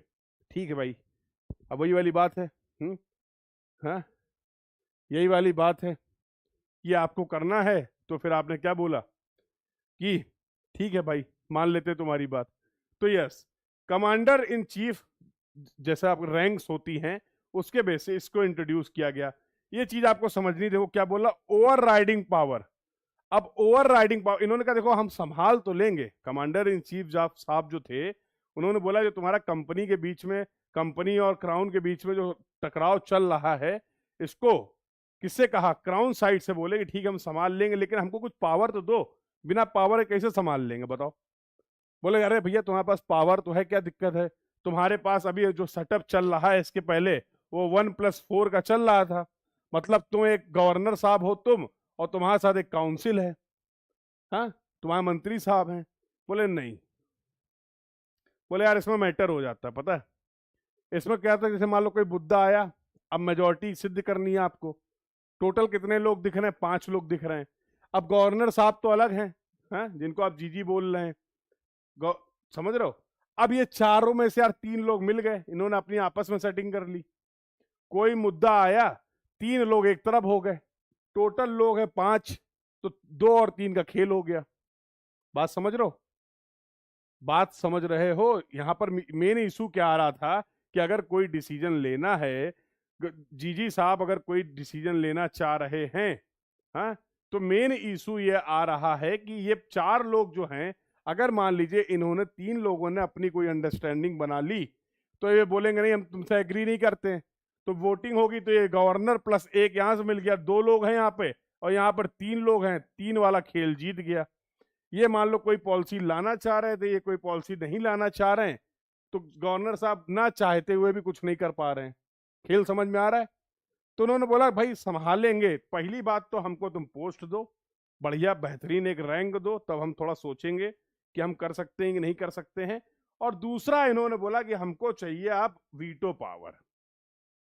ठीक है, अब हमको चाहिए वीटो पावर कि हम ही सब, हमारा करता धरता जो मेन डिसीजन होगा उसमें हमारा रोल होना चाहिए। ये जो खेल हमारे साथ खेला जा रहा है, ये जो ग्रुप करके लोग अपनी टीम बना ले रहे हैं और हमारी बात नहीं सुन रहे हैं, ये सब नहीं चलेगा। एग्जीक्यूटिव काउंसिल जिसको आप बोल रहे थे, 4 लोग जो थे, एग्जीक्यूटिव काउंसिल पे कंट्रोल चाहिए, और एग्जीक्यूटिव काउंसिल को कंट्रोल करने के लिए हमारे पास गवर्नर जनरल ऑफ बंगाल के पास, या फिर जो अब हैं कमांडर इन चीफ, इनके पास वीटो पावर होनी चाहिए। इन दोनों चीजों का प्राविधान कर दिया गया। बोला गया ठीक है भैया आप एक काम करिए, अब गवर्नर जनरल ऑफ बंगाल के नाम से नहीं जाने जाएंगे। मजा नहीं आ रहा ना आपको, कोई बात नहीं, आप पोस्ट लीजिए, कौन सी पोस्ट लीजिए, कमांडर इन चीफ, बहुत बढ़िया, ये भी खुश। और अब आपकी काउंसिल में जो 4 लोग हैं ये मनमानी ना कर पाए, आपके पास थोड़ा पावर ज्यादा रहे, इसलिए कमांडर इन चीफ साहब को दिया गया वीटो पावर, ताकि ये नौटंकी जो कर रहे थे 4 लोग, अब जैसे ही नौटंकी कर दिए, समझ रहे हो, तो वीटो पावर जो है, वीटो पावर ले ली आपके कमांडर इन चीफ साहब ने। ठीक है, याद रहेगा। तो ये नोट्स जब मैं आपको प्रोवाइड करूंगा तो उनको रिवाइज करते रहना बेटा, ये सब जानना समझना पड़ेगा। इंजीनियरिंग वाले स्टूडेंट्स के साथ ये दिक्कत रहती है, जनरली टेक्निकल एग्जाम्स के लिए जो प्रिपेयर करते हैं वो इसी वजह से इन सब चीज़ों को नहीं पढ़ते हैं, क्योंकि उनको लगता है यार थोड़ा अलग टाइप की बातें हैं, लेकिन ऐसी बात नहीं है। अगर आप बेसिक से चलेंगे तो बहुत इंटरेस्टिंग चीज़ें भी लगेंगी, जानने को मिलेगा आपको, और यहाँ से बहुत आसानी से आपके सवाल बन जाएंगे। तो पहले हम लोग कुछ टॉपिक कंप्लीट कर लेंगे, और फिर अलग अलग एग्जाम में जो टेक्निकल एग्जाम से रिलेटेड, पॉलिटी से रिलेटेड सवाल हैं, जैसे जैसे हम लोग टॉपिक कंप्लीट करते चले जाएंगे उन क्वेश्चंस को भी प्रैक्टिस कर लेंगे, तो फिर आप रिलेट कर पाएंगे किस तरीके के क्वेश्चंस आपके एग्जाम में आते हैं। अभी तक की कहानी बढ़िया चल रही है, बढ़िया भयंकर क्राउन साहब लगे हुए हैं एक्ट बनाने में। वो भेजते हैं इधर, ईस्ट इंडिया वाले अपना दिमाग लगाते हैं, फिर ये कुछ अमेंडमेंट करा लेते हैं। अब देखो अमेंडमेंट हो गया है, हो गया साहब। अब फिर नया खेल होगा। नया खेल क्या हुआ कि अब ये हुआ कि ठीक है भाई एक काम करो, अब हम लाएंगे चार्टर एक्ट। कंपनी अल्टीमेटली जब आई थी परमिट, जब यहाँ पे इंडिया का आई थी ईस्ट इंडिया कंपनी, तो क्राउन साहब के चार्टर के बेसिस पे ही तो आई थी, उन्हीं की परमिशन तो लेके आई थी। तो उन्होंने बोला अब एक काम करें, अब हम पूरा प्रोसेस को कंट्रोल करने के लिए चार्टर एक्ट लाएंगे, 3 एक्ट लाएंगे, 20-20 साल में लाएंगे, ठीक है। उससे चीजों को हम लोग कंट्रोल करेंगे, गवर्न करेंगे, कोई ताकि दिक्कत ना हो। ये बहुत बढ़िया। अब चार्टर एक्ट जो आया 93, 13, 33 देख पा रहे, 20-20 साल का गैप होगा। तो चार्टर एक्ट का मेन काम क्या था कि अब सेंट्रलाइजेशन, क्राउन साहब चाह रहे थे कि हम पावर का सेंट्रलाइजेशन कर लें और साथ साथ कुछ मेजर चेंज कर दें, रिफॉर्म कर लें। अब इन्होंने क्या बोला, अब इसमें क्या तय हुआ, कंपनी की ट्रेडिंग पावर्स को ग्रेजुअली रिड्यूस करना है।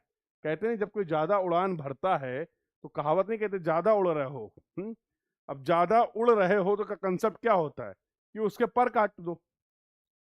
आम बोलचाल की भाषा में देखते हो ना कि भाई अगर ज्यादा कोई उड़ रहा है तो क्या करते हैं, नहीं कहते भाई तुम ज्यादा नहीं उड़ रहे हो यार। तो हाँ, तो ऐसे ही उस समय चल रहा था। अब इन चार्टर एक्ट का जो मेन मकसद था, वो मकसद ये रखा गया कंपनी की जो पावर है ना गुरु, उसको धीमे धीमे रिड्यूस करो, क्योंकि पावर जैसे इनकी रिड्यूस हो जाएगी तो तमीज से रहने लगेंगे। अभी क्या है, इनके पास पावर ज्यादा है तो उड़ रहे हैं, तो अब कैसे इसको कंट्रोल किया जाए। तो इन्होंने बोला पार्लियामेंट ने चार्टर को कंट्रोल करके कंपनी के एडमिनिस्ट्रेशन को, स्ट्रक्चर को रिसेप किया। एग्जाम में क्या अपने को कीवर्ड याद रखना है, कंपनी मोनोपोली चाह रही थी। कंपनी चाह रही थी जो कुछ है हमारे, ये ईस्ट इंडिया कंपनी जो है हिंदुस्तान में, या उस समय के हिंदुस्तान में जो कुछ किया है सब कुछ हमारा है, उसको रिड्यूस करना चाह रही थी और सेंट्रलाइजेशन ऑफ एडमिनिस्ट्रेशन करना चाह रहा था। इस एक्ट का, इन एक्ट्स का, चार्टर एक्ट्स का ये मेन पर्पस था। समझ में आ गया क्यों लाए गए चार्टर एक्ट। तो कंपनी का जो सर्वे सर्वापन है उसको खत्म करने के लिए, उसको रिड्यूस करने के लिए, उनके पावर को रिड्यूस करने के लिए और एडमिनिस्ट्रेशन कंट्रोल को सेंट्रलाइज करने के लिए। ये जो वर्ड मैं बीच बीच में टेक्निकल वर्ड्स बोल रहा हूं, ये आपको ध्यान रखने हैं, ये आपके एग्जाम के लिए बहुत रिलीवेंट होने वाले हैं, ठीक है भैया। ये आपके एग्जाम के लिए बहुत रिलीवेंट होंगे, बिल्कुल ध्यान रखना। डायरेक्ट ऐसे ही क्वेश्चन देखने को मिलते हैं कि भैया चार्टर एक्ट का उद्देश्य क्या था, ताकि हम पावर को सेंट्रलाइज कर सकें, एडमिनिस्ट्रेटिव पावर जो आपकी ईस्ट इंडिया कंपनी की थी, और उनकी पॉलिसी से रिलेटेड कुछ मेजर रिफॉर्म ला सकें। इसके लिए हम चार्टर एक्ट लाएंगे। आ गया साहब, चार्टर एक्ट आ चुका है। पहला चार्टर एक्ट जो आया वो 1793 में आया। अगर आप ध्यान दे रहे हो तो समय बढ़ता जा रहा है, जिन चीजों को आप समझते चले जा रहे, 73 से कहानी शुरू हुई थी, अब हम लोग आ गए हैं 1793 में। अब इस चार्टर एक्ट में क्या क्या बातें तय हुई कंपनी और क्राउन साहब के बीच में, इस एक्ट में क्या क्या मेन की फीचर्स थे पहले चार्टर एक्ट का, ये आपको समझना है, ठीक है। तो अब जैसे एक दो बार अगर आप टाइमलाइन के साथ पढ़ोगे तो आपको ये फ्लो याद हो जाएगा, ईयर्स याद हो जाएंगे और उनके क्या फीचर्स हैं वो भी याद हो जाएंगे। बट ये जो कहानी के फॉर्म में मैं आपको बताने की कोशिश कर रहा हूँ, ये बहुत हेल्पफुल रहेगा इन सारी चीजों को रिकॉल करने के लिए, ठीक है। चार्टर एक्ट आया, इसमें बोला गया कंपनी ने कहा हमको चाहिए ट्रेड मोनोपोली। बात ये थी कि लोगों को ये समझ में आने की, अब देखो इंडिया में, भारत में तो खूब देख रहे हैं यार, कंपनी वाले लोग तो भयंकर ग्रोथ कर रहे हैं। कंपनी वाले जो लोग हैं, जो कंपनी से जो एम्प्लॉय हैं, कंपनी के जो ऑफिसर हैं, जो वहां के लोग हैं, अब जैसे मान लो मैं हूं, अब मैं मान लो कहीं चला जाऊं किसी दूसरी कंट्री में काम करने, दूसरे कंट्री में काम करने में चला जाऊं और मेरे अगल बगल के पड़ोसी सोचे भाई बहुत पैसा आ रहा, क्या बात है, समझ रहे हो, तो उनकी इच्छा क्या होगी। अगर आपके मोहल्ले में, अगर आपके सोसाइटी में कोई एक आदमी है जो बाहर गया है और आप देख रहे हैं कि देखो भयंकर जमीनें खरीदी जा रही हैं, वर्चस्व बढ़ाया जा रहा है, लड़का कहाँ पे है, लड़का पता लगा भैया किसी दूसरे कंट्री में है, तो अगल बगल वालों के दिमाग में क्या आएगा, पड़ोसी के दिमाग में क्या आएगा, बोलेंगे यार एक काम करते हैं, हम भी अपने बच्चों को यहीं भेजेंगे। हैं, यही तो करोगे भाई, ऐसा ही तो होता है, नहीं होता हमारे यहाँ तो ऐसा ही होता, तुम लोग क्या ऐसा होता है कि नहीं होता, कि लोगों ने देखा कि ये तो बड़ा भयंकर यार, ये तो थे तो ये ईस्ट इंडिया कंपनी में एक नॉर्मल ऑफिसर, लेकिन अब ये यहाँ के लोग नहीं देख रहे हैं। ब्रिटेन में कहानी चल रही कि गए तो थे यार नॉर्मल ऑफिसर बन के, लेकिन जलवा इनका बढ़ते ही चला जा रहा है। ये प्लॉट खरीद लिए, वो प्लॉट खरीद ली, ये फार्म हाउस बना लिए, ये इन्वेस्टमेंट कर दिया, पैसा ही पैसा। तो लोगों को लगा कि यार ऐसा ना हम भी चलते हैं। तो ईस्ट इंडिया कंपनी कोई अकेली कंपनी थोड़ा थी, ऐसे बहुत सारी कंपनी थी। तो बाकी कंपनियों ने भी रुझान हासिल कोशिश करी कि यार जब इतना ही फायदा है इंडिया जाने में, इतनी ही अपॉर्चुनिटीज हैं, इतनी ही ग्रोथ है, तो हम भी चलते हैं ना। ईस्ट इंडिया कंपनी ये भांप गई। ईस्ट इंडिया कंपनी ने समझ लिया, तो उसने अपनी एक कंडीशन रख दी कि भैया 20 साल तक की हमें चाहिए मोनोपोली।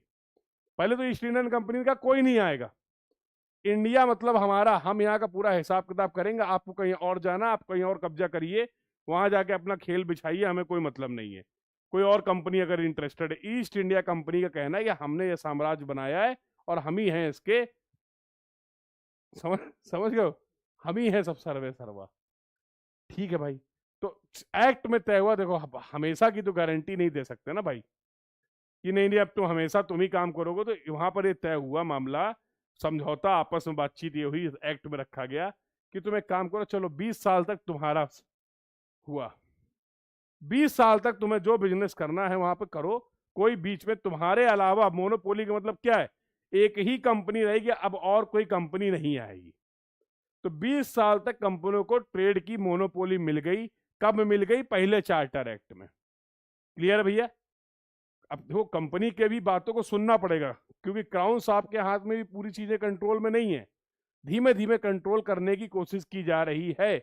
अचानक से कंट्रोल, जब चीजें इतनी बढ़ गई हैं तो उसको अचानक से आप नहीं पूरे ग्रिप में ला सकते, कंट्रोल कर सकते हैं। तो स्ट्रेटजी लगाई जा रही, खेल चल रहा, पॉलिटिक्स चल रही, पूरा खेल। तो इन्होंने क्या बोला, ठीक है ट्रेड मोनोपोली लाओ, इनको दे दो कि 20 साल तक तुम आराम से बिजनेस करो, अपना ट्रेड करो, कोई तुम्हें बीच में डिस्टर्ब नहीं करेगा, कोई और कोई कंपनी नहीं आएगी। ईस्ट इंडियन कंपनी का बहुत बढ़िया। फिर उन्होंने बीओसी अभी थोड़ी देर पहले पढ़ा था, याद है? अरे भैया सोना नहीं है, ये सब ध्यान रखना है। बोर्ड ऑफ कंट्रोल याद है, कंपनी के लोग थे ये, board of sorry court of director company के लोग थे, और बोर्ड ऑफ कंट्रोल जो था बीओसी, ये ब्रिटिश गवर्नमेंट के लोग थे, सब लिखा हुआ है, बता भी रखा था मैंने, कहानी भी समझा रखी है। तो अब इन्होंने इस चार्टर एक्ट में तय हुआ कि जो बीओसी के ऑफिसर हैं, इसकी सैलरी जो होगी, अब देखो क्राउन साहब ने भी दिमाग लगाया, या देखो कंपनी जो है एकदम बिल्कुल वर्चस्व की तरफ है, तो थोड़ा इसके ऊपर लोड डालो, पावर कम करनी ना भाई हमें। अब आपकी पावर कम करनी, तो आपकी पावर कोई कैसे कम कर सकता है? आपकी पावर कम करनी तो आपकी जो इनकम है उसको अफेक्ट कर दिया जाए, आपका जो काम है उसको अफेक्ट कर दिया जाए, या कोई नया खर्चा लाके आपके सर में रख दिया जाए, है ना?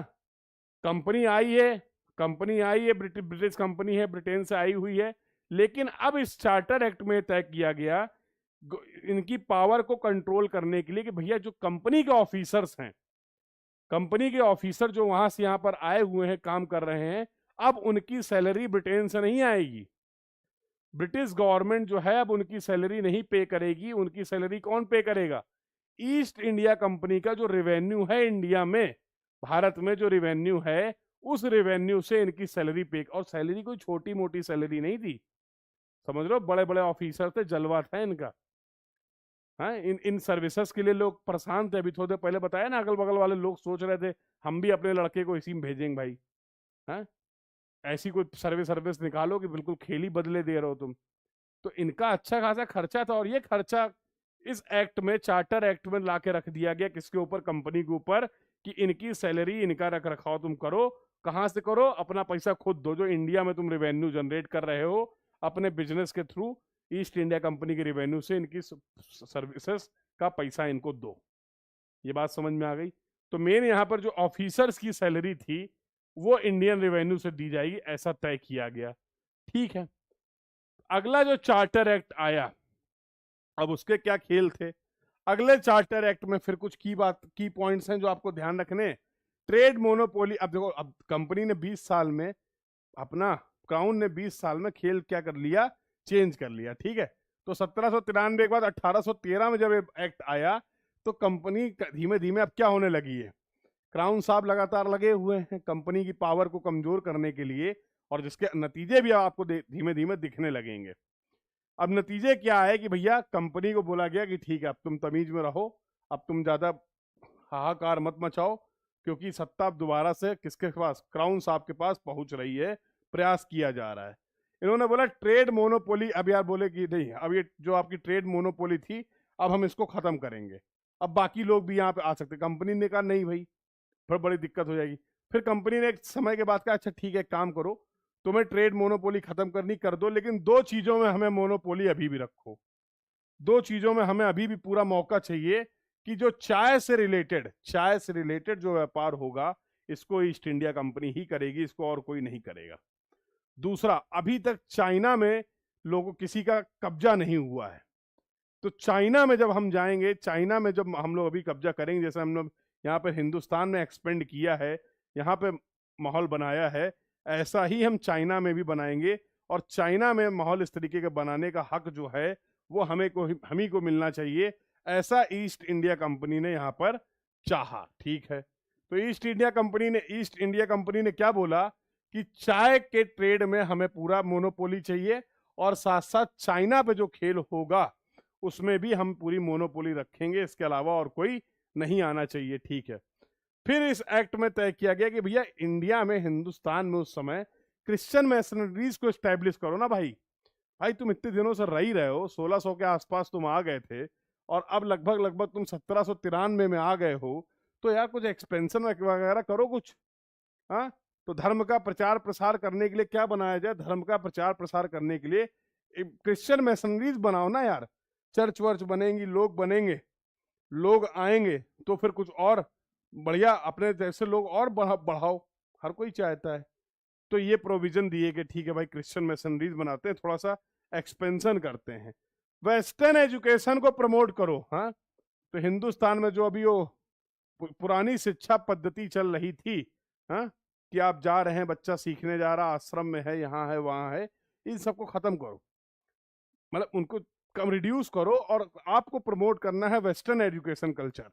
बढ़िया अंग्रेजी बोली जाएगी, यहाँ टूल्स टेक्नोलॉजी की बातें होंगी, साइंस की बातें होंगी, ताकि हम ऐसे लोग, मेन मकसद क्या था, मेन मकसद यहाँ पर यह था कि आने वाले समय में हम अपने लिए, अब बाहर से वहां से लोग आ रहे हैं, ठीक है, ब्रिटेन से आ रहे हैं, खर्चा भी ज्यादा लग रहा है, कंट्रोल करना भी डिफिकल्ट हो रहा है, तो क्यों ना ऐसा किया जाए कि यहाँ पे हिंदुस्तान के सिस्टम को कंट्रोल करने के लिए कंपनी कुछ अपने जैसे लोग, अपनी जैसे विचारधारा के लोग जो यहाँ के सिस्टम को कंट्रोल कर पाए, धीमे धीमे उनको डेवलप कर लेना।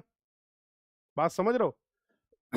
इस पॉइंट ऑफ व्यू से इन चीजों को प्रमोट करने की कोशिश की गई कि भाई अपने लोग होंगे, ठीक है, हमारे आपके इंडियंस के बीच के ही लोग होंगे जो अवेयर होंगे, वेस्टर्न एजुकेशन जिन्होंने पढ़ लिख लिया होगा, तो जाहिर सी बात है वो काम करेंगे, तो हम थोड़ा सा रिलैक्स हो जाएंगे। इस सोच के साथ ये कुछ एजेंडे दिए गए। Local government to impose their own taxes, local government जो है उसको आप क्या करिए, अपने अपने टैक्स लगाने की आजादी दे दीजिए, कि भैया जो राजा लोग हैं वो अपने अपने वो लोग क्या कर सकते हैं, वो अपने अपने किसी तरीके से जो भी उनके टैक्स वैक्स अप्लाई कर सकते हैं, कर लीजिए, पैसा ऐसा रेवेन्यू जनरेट करिए। लेकिन ये ध्यान रखना है, अभी भी असली राजा कौन है? असली राजा जो है वो क्राउन साहब ही हैं। ठीक है, फिर ये बार बार ये बात याद दिलाई जा रही है इन एक्ट्स के थ्रू, ईस्ट इंडिया कंपनी को ये बात याद दिलाई जा रही है कि भैया ठीक है, बाकी सब ठीक है, जो करना करो, बढ़िया है, लेकिन अल्टीमेटली सर्वे सर्वा कौन है? तो सर्वे सर्वा अभी भी ब्रिटिश सुप्रीमेसी ही पावर में रहेगी। सुप्रीमेसी मतलब क्या? सबसे ऊपर। तो ब्रिटिश गवर्नमेंट, क्राउन साहब जो है, इनका पूरा मेन अभी भी वर्चस्व रहेगा कंपनी के पूरी हर गतिविधि के ऊपर। क्लियर भाई? ये बात भी आगे बढ़ती है। और चलो ठीक है भाई, ये सेकंड चार्टर एक्ट की बात हो गई। तीसरा चार्टर एक्ट आया 1800। तीसरा चार्टर एक्ट जो आप देख पा रहे हैं, ये आया 1833 में। अब 1833 में क्या है? जनरल गवर्नर ऑफ बंगाल की पोस्ट को चेंज कर दिया गया जनरल गवर्नर ऑफ इंडिया। अब ब्रिटिश गवर्नमेंट ने माना कि जैसे मान लो, जैसे अभी इंडिया है, एक स्टेट है यूपी, हाँ, एक स्टेट है बिहार। तो अभी अपने पास पावर क्या है, एक सेंट्रल पावर, एक स्टेट की पावर। ऐसा ही होता है कि ठीक है, स्टेट अपने अपने तरीके से अपनी पॉलिसीज बना रहा है। आगे चल के हम लोग पढ़ेंगे भी कि सेंट्रल के पावर क्या है, स्टेट्स के पावर क्या है, ऐसी कौन सी चीजें हैं जिसमें दोनों मिलकर बात करते हैं। तो 3 लिस्ट हैं, ठीक है, यूनियन लिस्ट जिसको आप बोलते हैं, और कॉन्करेंट लिस्ट जहां पर दोनों लोग मिलकर बातचीत करने वाले हैं, ऐसे एजेंडेज हैं, ऐसे इश्यूज हैं। उसी तरीके से कुछ डिसाइड किया गया। तो ब्रिटिश क्या समझ रहे कि ठीक, अब भाई हमारा साम्राज्य कई जगह हो गया है, फॉर एग्जाम्पल इंडिया में भी पहुंच गए हैं, चाइना में भी पहुंच गए हैं, हाँ, 2-4 कंट्री में और पहुंच गए, तो अब दिक्कत हो रही है। तो अब एक काम करो, अब सब जगह यही मॉडल हम इम्प्लीमेंट कर रहे हैं कि गवर्नर होगा, फिर गवर्नर जनरल होगा, फिर उसके काउंसिल मेंबर होंगे, सब दिक्कतें चल रही हैं। तो अब क्योंकि एक्सपेंशन बहुत हो रहा है ब्रिटिश क्राउन साहब का, तो उन्होंने बोला एक काम करो, एक पर्टिकुलर आदमी पकड़ो जो पूरे इंडिया पर देख रेख कर पाए। ठीक है, हमें रिपोर्ट चाहिए होगा तो हम डायरेक्टली उनसे बात करेंगे, हम सबसे नहीं पूछने वाले हैं कि ईस्ट इंडिया कंपनी के हर लेवल पे लोगों से बात नहीं करेंगे। सीधे सीधे हमको पूरी जानकारी, हमें कोई एक आके ब्रीफिंग दे दे, ज्यादा दिमाग ना खाए कोई, समझ लो। क्योंकि अब हमारा जो साम्राज्य है वो केवल एक देश में नहीं है, बहुतों जगह है। तो अब इतना डेटा हम कैसे मैनेज करें। तो थोड़ी सहूलियत के लिए क्या बोला गया कि जो गवर्नर जनरल ऑफ बंगाल थे, अब इनको बोला गया भैया, अब तुम भैया छोटे मोटे आदमी नहीं हो तुम, अब तुम्हें भयंकर पावर दे रहे हैं, तुम हो गए हो गवर्नर जनरल ऑफ इंडिया। अलग ही लेवल पे खेल चल रहा है। गवर्नर जनरल ऑफ इंडिया अब आपको बना दिया गया है। बंगाल वाले गवर्नर साहब को टेंशन नहीं लेना, पोस्ट चेंज कर दी गई है 3rd चार्टर में। कंपनी कॉमर्शियल एडमिनिस्ट्रेशन बॉडी जो है, कंपनी को अब यहां पर काम दिया गया कि भैया तुम एक काम करो, चुपचाप अपना कॉमर्शियल काम देखो। कंपनी को बोला गया कि आप क्या करिए, चुपचाप कॉमर्शियल काम। हाँ, समझो यहाँ पर, हाँ, एक चीज ये यहाँ पे इंपॉर्टेंट समझो इस पॉइंट को। तो पहला पॉइंट तो आई होप समझ गए हैं। अब क्राउन साहब ने क्या कहा, यार देखो तुम बिजनेस करने के लिए तुम्हें भेजा गया था ईस्ट इंडिया कंपनी को, काम धाम तुमसे कुछ हो नहीं रहा है, तुम काम धाम छोड़ के, बिजनेस छोड़ के राजनीति कर रहे हो, यही तो है ना। कंपनी का मेन पर्पस था ईस्ट इंडिया कंपनी का यहां पर आके बिजनेस करना, लेकिन कंपनी ने इतना अपना साम्राज्य फैलाने के चक्कर में, या फैला जो लिया है, उसकी वजह से वो कॉमर्शियल मुद्दों पे ध्यान अब ज्यादा दे नहीं रही है। उसका खेल है, उसको मजा आ रहा पॉलिटिक्स में, समझ रहे हो, किस राजा को कैसे निपटाना है? किसके साथ जाना है, किसको, समझ रहे हो, ये अलग लेवल पे खेल चल रहे हैं। तो पॉलिटिकल और जो एडमिनिस्ट्रेशन इश्यूज हैं, उसमें ज्यादा कंपनी इन्वॉल्व हो चुकी थी इस समय तक। तो इन्होंने कहा ठीक है, तुम परेशान ना हो, तुम्हें जो करने में मजा आ रहा तुम वो कर लो, तुमसे बिजनेस नहीं हो रहा है कोई बात नहीं, ठीक है। तीसरे चार्टर एक्ट में डिसाइड हो गया तुम्हें किसमें मजा आ रहा है, तुमने बोला हमें पॉलिटिकल इश्यूज में मजा आ रहा है, तो ठीक है, तुम एक काम करो, कॉमर्स वॉमर्स का काम छोड़ो, कॉमर्शियल काम छोड़ो, बिजनेस पे ही काम करो, बढ़िया नेता नगरी करो कुल मिला के। अगर तुम्हें कंपनी से कहा गया, अगर तुम्हें इसी में मजा आ रहा है तो आप यही काम करिए, हमें कोई दिक्कत नहीं है। कंपनी का बहुत बढ़िया, हम तो यही चाह भी रहे थे।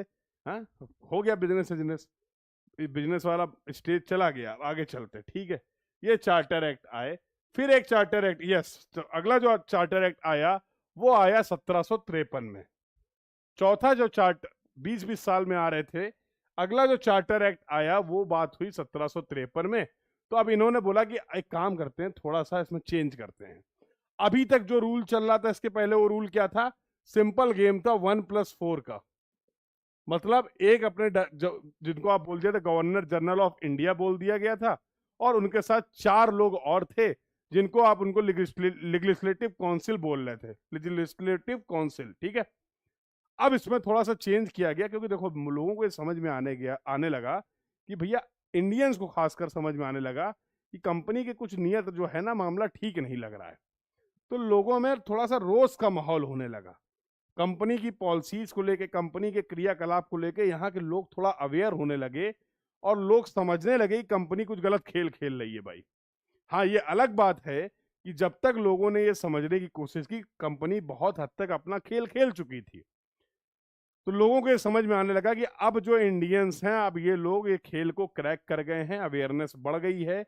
अब एक काम करो, अब इनको अपने पाले में लेने की जरूरत नहीं, तो कर देंगे बवाल।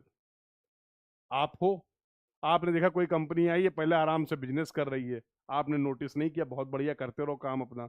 फिर आप धीमे धीमे देख रहे हो कि पूरे तरीके से उसने सिस्टम को ही घेर लिया है। और जब तक आप इस बात को समझ पाते हो तब तक आपको समझ में आता है कंपनी केवल बिजनेस नहीं कर रही थी, कंपनी ने तो अपना पूरा खेल ही नया बना लिया है। और जब नया खेल बन चुका है, पूरा साम्राज्य बन चुका है, तो अब आप उस सिस्टम में, आप नहीं तो आप जैसे कोई और नहीं तो कोई और सही, क्या होने वाला है कि अब इसमें होगा विद्रोह। होगा कि नहीं होगा? अच्छा, ये लोग भी कम नहीं है दिमाग की। ये जो गवर्नर साहब है प्लस इनके साथ जो काउंसिल है, काउंसिल बड़ी है भैया, सुपीरियर लोग ढूंढ ढूंढ के रखे गए थे। ऐसे ही थोड़ा आपने गवर्नर के साथ कोई भी 4 लोग भेज दिए, नहीं।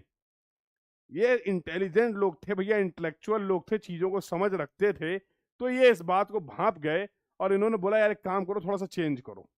अब वहां की लोकल जनता जो है उसको भी थोड़ा सा गुमराह करने की जरूरत है, नहीं तो ये बवाल काट देंगे। अब कैसे उनको समझाया जाए?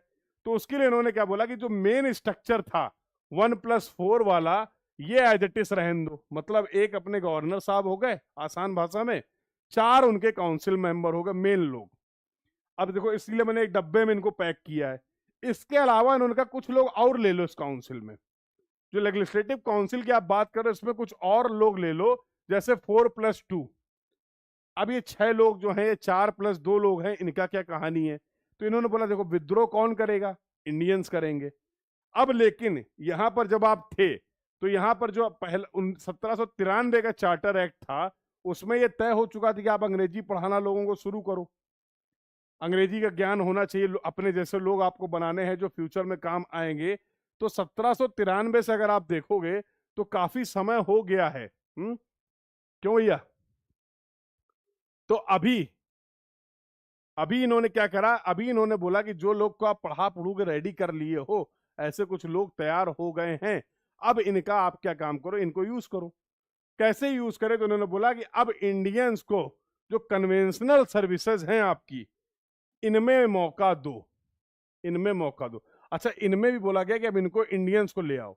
लेकिन एक बात ध्यान रखना, जो ये आपके एक्स्ट्रा लोग आ रहे हैं जिनमें इंडियंस को इन्वॉल्व किया जा रहा है, इनके पास पावर कुछ नहीं थी कि ठीक है बस हम आपको मौका दे रहे हैं, लेकिन आपकी सुनेंगे कुछ नहीं, मानेंगे कुछ नहीं।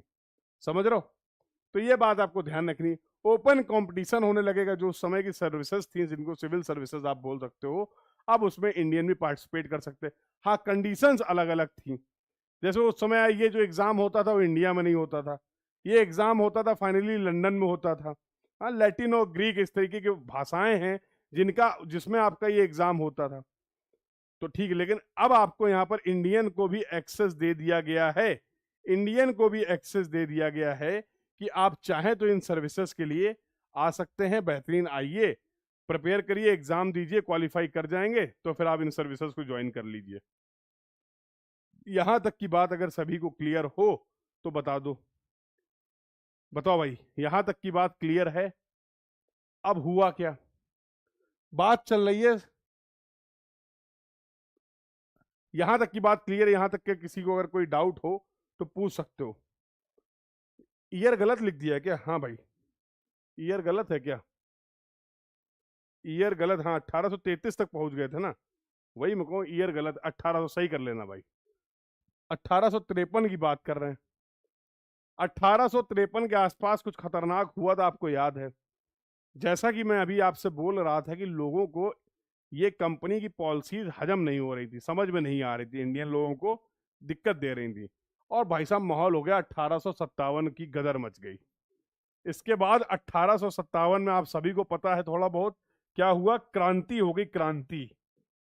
1857 में हो गई क्रांति, मंगल पांडे साहब ने कहा भाग जाओ यहां से, हाँ बहुत हो गया, कोई पॉलिसी तुम्हारी हमें समझ में नहीं आ रही, तुम थोड़ा मतलब कॉन्फिडेंस में लेने की कोशिश कर रहे हो इंडियंस के, और इन्होंने पूरा विद्रोह छेड़ दिया। तो आपको पता ही होगा मेरठ की क्रांति के बारे में। तो मंगल पांडे साहब की जब क्रांति हो गई, तो इस क्रांति के बाद इनकी सत्ता जो थी, कंपनी को भी समझ में आ गया कि मामला गुरु हो गया गड़बड़। ठीक है, अब लोगों को कंट्रोल करना क्या हो रहा है, मुश्किल हो रहा है। लोगों ने माहौल बना लिया है, इस क्रांति के बाद कंपनी को ये समझ में आ गया। ठीक है, अब देखो कंपनी के साथ अलग अलग 2 तरीके से परेशानी है। कंपनी के साथ परेशानी क्या है, क्राउन भी लगातार इसकी पोजीशंस, पावर्स को कट कर रहे हैं। ठीक है। और दूसरा क्या है, यहाँ के लोगों को भी समझ में आ गया कंपनी का खेल क्या है।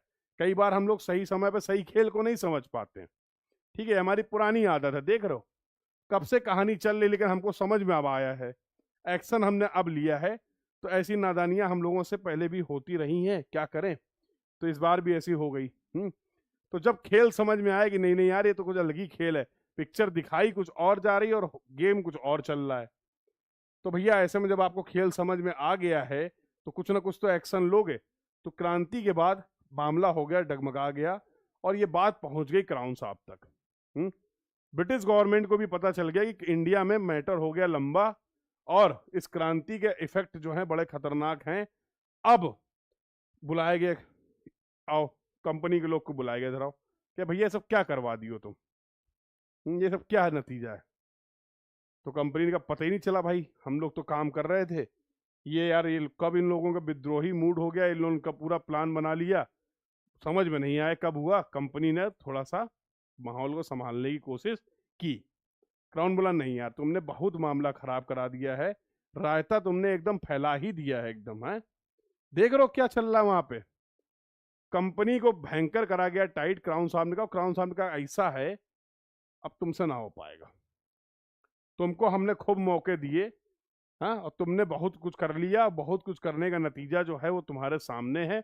अब एक काम करो यार, तुम चुपचाप बैठो, और यहां से हिस्ट्री का, हिस्टोरिकल डेवलपमेंट ऑफ कॉन्स्टिट्यूशन की अगर मैं बात करूं तो दूसरा फेज शुरू हुआ। ये ध्यान रखना 1857 के पहले पूरी कहानी जो आपने पढ़ी, रेगुलेटिंग एक्ट, अमेंडमेंट एक्ट और चार्टर एक्ट, यहां तक कि 1853 तक के जो एक्ट थे जिनके फीचर्स हम लोगों ने समझे, ये था हमारे इतिहास का, संविधान से रिलेटेड इतिहास का पहला फेज। और यहां से खेल शुरू होता है इस क्रांति के बाद। अब आता है फेज 2, और फेज 2 में इस बवाल को देखते हुए, इस सिचुएशन को देखते हुए क्राउन साहब ने बोला कि अब तुमसे ना हो पाएगा। देख रहे हो, तो क्राउन साहब ने कहा कि ठीक है अब हमारी सत्ता चलेगी, तुम वहां रही रहो, काम कर रहे हो, बहुत अच्छी बात है, लेकिन चुपचाप जो बताया जाएगा वो फॉलो करना। क्यों? क्योंकि तुम जो कर रहे थे उसके नतीजे आना शुरू हो गए, रुझान देखिए, उसके रुझान आना शुरू हो गए। अगर तुम्हें हम और करने देंगे, तुम्हारे हिसाब से और काम करेंगे, तो ये जो रुझान जो आपको दिख रहे हैं ये बहुत बड़े किसी खतरनाक नतीजों तक पहुंच सकते हैं। ईस्ट इंडिया कंपनी भी क्या ही बोले, क्योंकि भैया पावर कम हो चुकी है, जिसका प्रयास लगातार चल रहा था। कहानी समझ रहे हो, खेल वो क्या कहते हैं उसको, क्रोनोलॉजी आप समझ रहे हैं, क्यों भाई, क्रोनोलॉजी समझ रहे हो।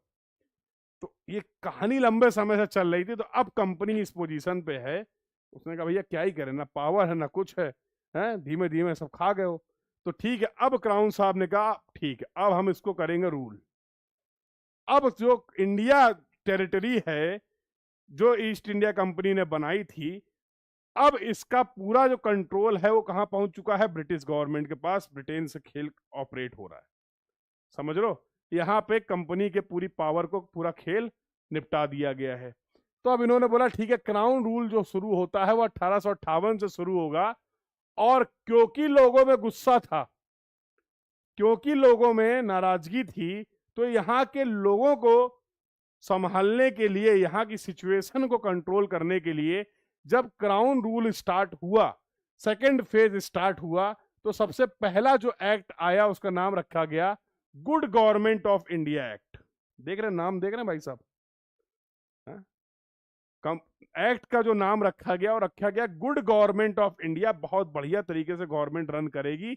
अभी तक जो कुछ हो रहा था कंपनी का छोड़ो, अब हम बताते कैसे होगा। क्राउन साहब ने कहा, लोगों ने कहा चलो तुम बताओ। कंपनी का खेला हो चुका है खत्म, देख पा रहे हैं, और क्राउन साहब का खेला हो गया स्टार्ट। फेज 2 जो है वो पूरा किसका कंट्रोल में है, क्राउन साहब के कंट्रोल में है। ठीक है, ठीक है, समझ में आ रहा है कि नहीं, इंटरेस्टिंग लग रहा है कि नहीं, एक बार मुझे बता दो यार, एक बार चैट बॉक्स में। और जो लोग अगर बाद में भी इस क्लास को देखें, तो जनरली मैं टेक्निकल सब्जेक्ट्स ही डील करता हूं, जैसा आपने देखा होगा। तो काफी मैं भी तैयारी करके आप लोग के लिए, हाँ, एक पता होना और एक चीजों को एक्सप्लेन करना, बताना, उसमें थोड़ा सा फर्क है। तो अगर मैं कंपेयर करूं तो जितने इतनी देर में जिस क्लास के लिए मैंने जो मेहनत करी है, इतने में मैं तो 15 घंटे की टेक्निकल क्लास ले लेता। ठीक है, वो ज़्यादा इजी था। बट क्योंकि ये इंटरेस्टिंग और आपकी ज़रूरत थी, लगातार स्टूडेंट्स मुझसे कह रहे थे कि सर एक बार आप बताइए, ज़्यादा अच्छा समझ में आएगा, तो मैंने वही अटेम्प्ट लिया है। तो मैं आप लोग का खासकर इस सीरीज़ के लिए, क्योंकि बाकी सीरीज टेक्निकल सब्जेक्ट्स की बात करें तो कहीं ना कहीं इतने लंबे समय से आप लोग पढ़ रहे हैं, बहुत लोग पढ़ चुके हैं, तो उसका आइडिया है मुझे। ठीक है, उसके लगातार आपके रिस्पॉन्स मुझे मिलते रहते हैं, आपके रिजल्ट्स आते रहते हैं, तो मुझे पता है कि यस उसमें ठीक ठाक हम कर रहे हैं। इसमें क्या रिस्पॉन्स है ये मुझे जरूर बताइएगा, कमेंट में बताइए, चैट में बताइए, और डायरेक्टली भी आप लोग बताना चाहें तो मुझे बता सकते हैं। ठीक है, तो डू शेयर योर फीडबैक। इस पूरे लेक्चर को देखने के बाद क्या ये लेक्चर आपको इंटरेस्टिंग लगा, क्या ये लेक्चर आपके लिए यूजफुल था, और इस लेक्चर में क्या और ऐसे चेंजेस किए जाएं जिससे इन चीजों को और भी बेहतर किया जा सके। तो ये सारी चीजें आप लोग बिल्कुल बेफिक्र होकर खुल के बताइएगा, और उसमें हर एक पॉइंट को कंसीडर करते हुए काम किया जाएगा। ठीक है, ठीक है, तो सीखना सिखाना ही कार्यक्रम है, उसी पे काम कर रहे हैं और ये चलता रहेगा। ठीक है भाई, कंपनी का मामला खत्म हो चुका, क्राउन साहब आ गए हैं। इन्होंने बोला ईस्ट इंडिया कंपनी का रूल खत्म हो गया है, इंडिया अंडर ब्रिटिश क्राउन। अब पूरा सत्ता का जो खेल है, अब पूरी सत्ता का खेल ब्रिटिश क्राउन के पास है। अब इन्होंने बोला secretary of state for India, मुख्य आदमी, मुख्य आदमी, समझ रहे हो।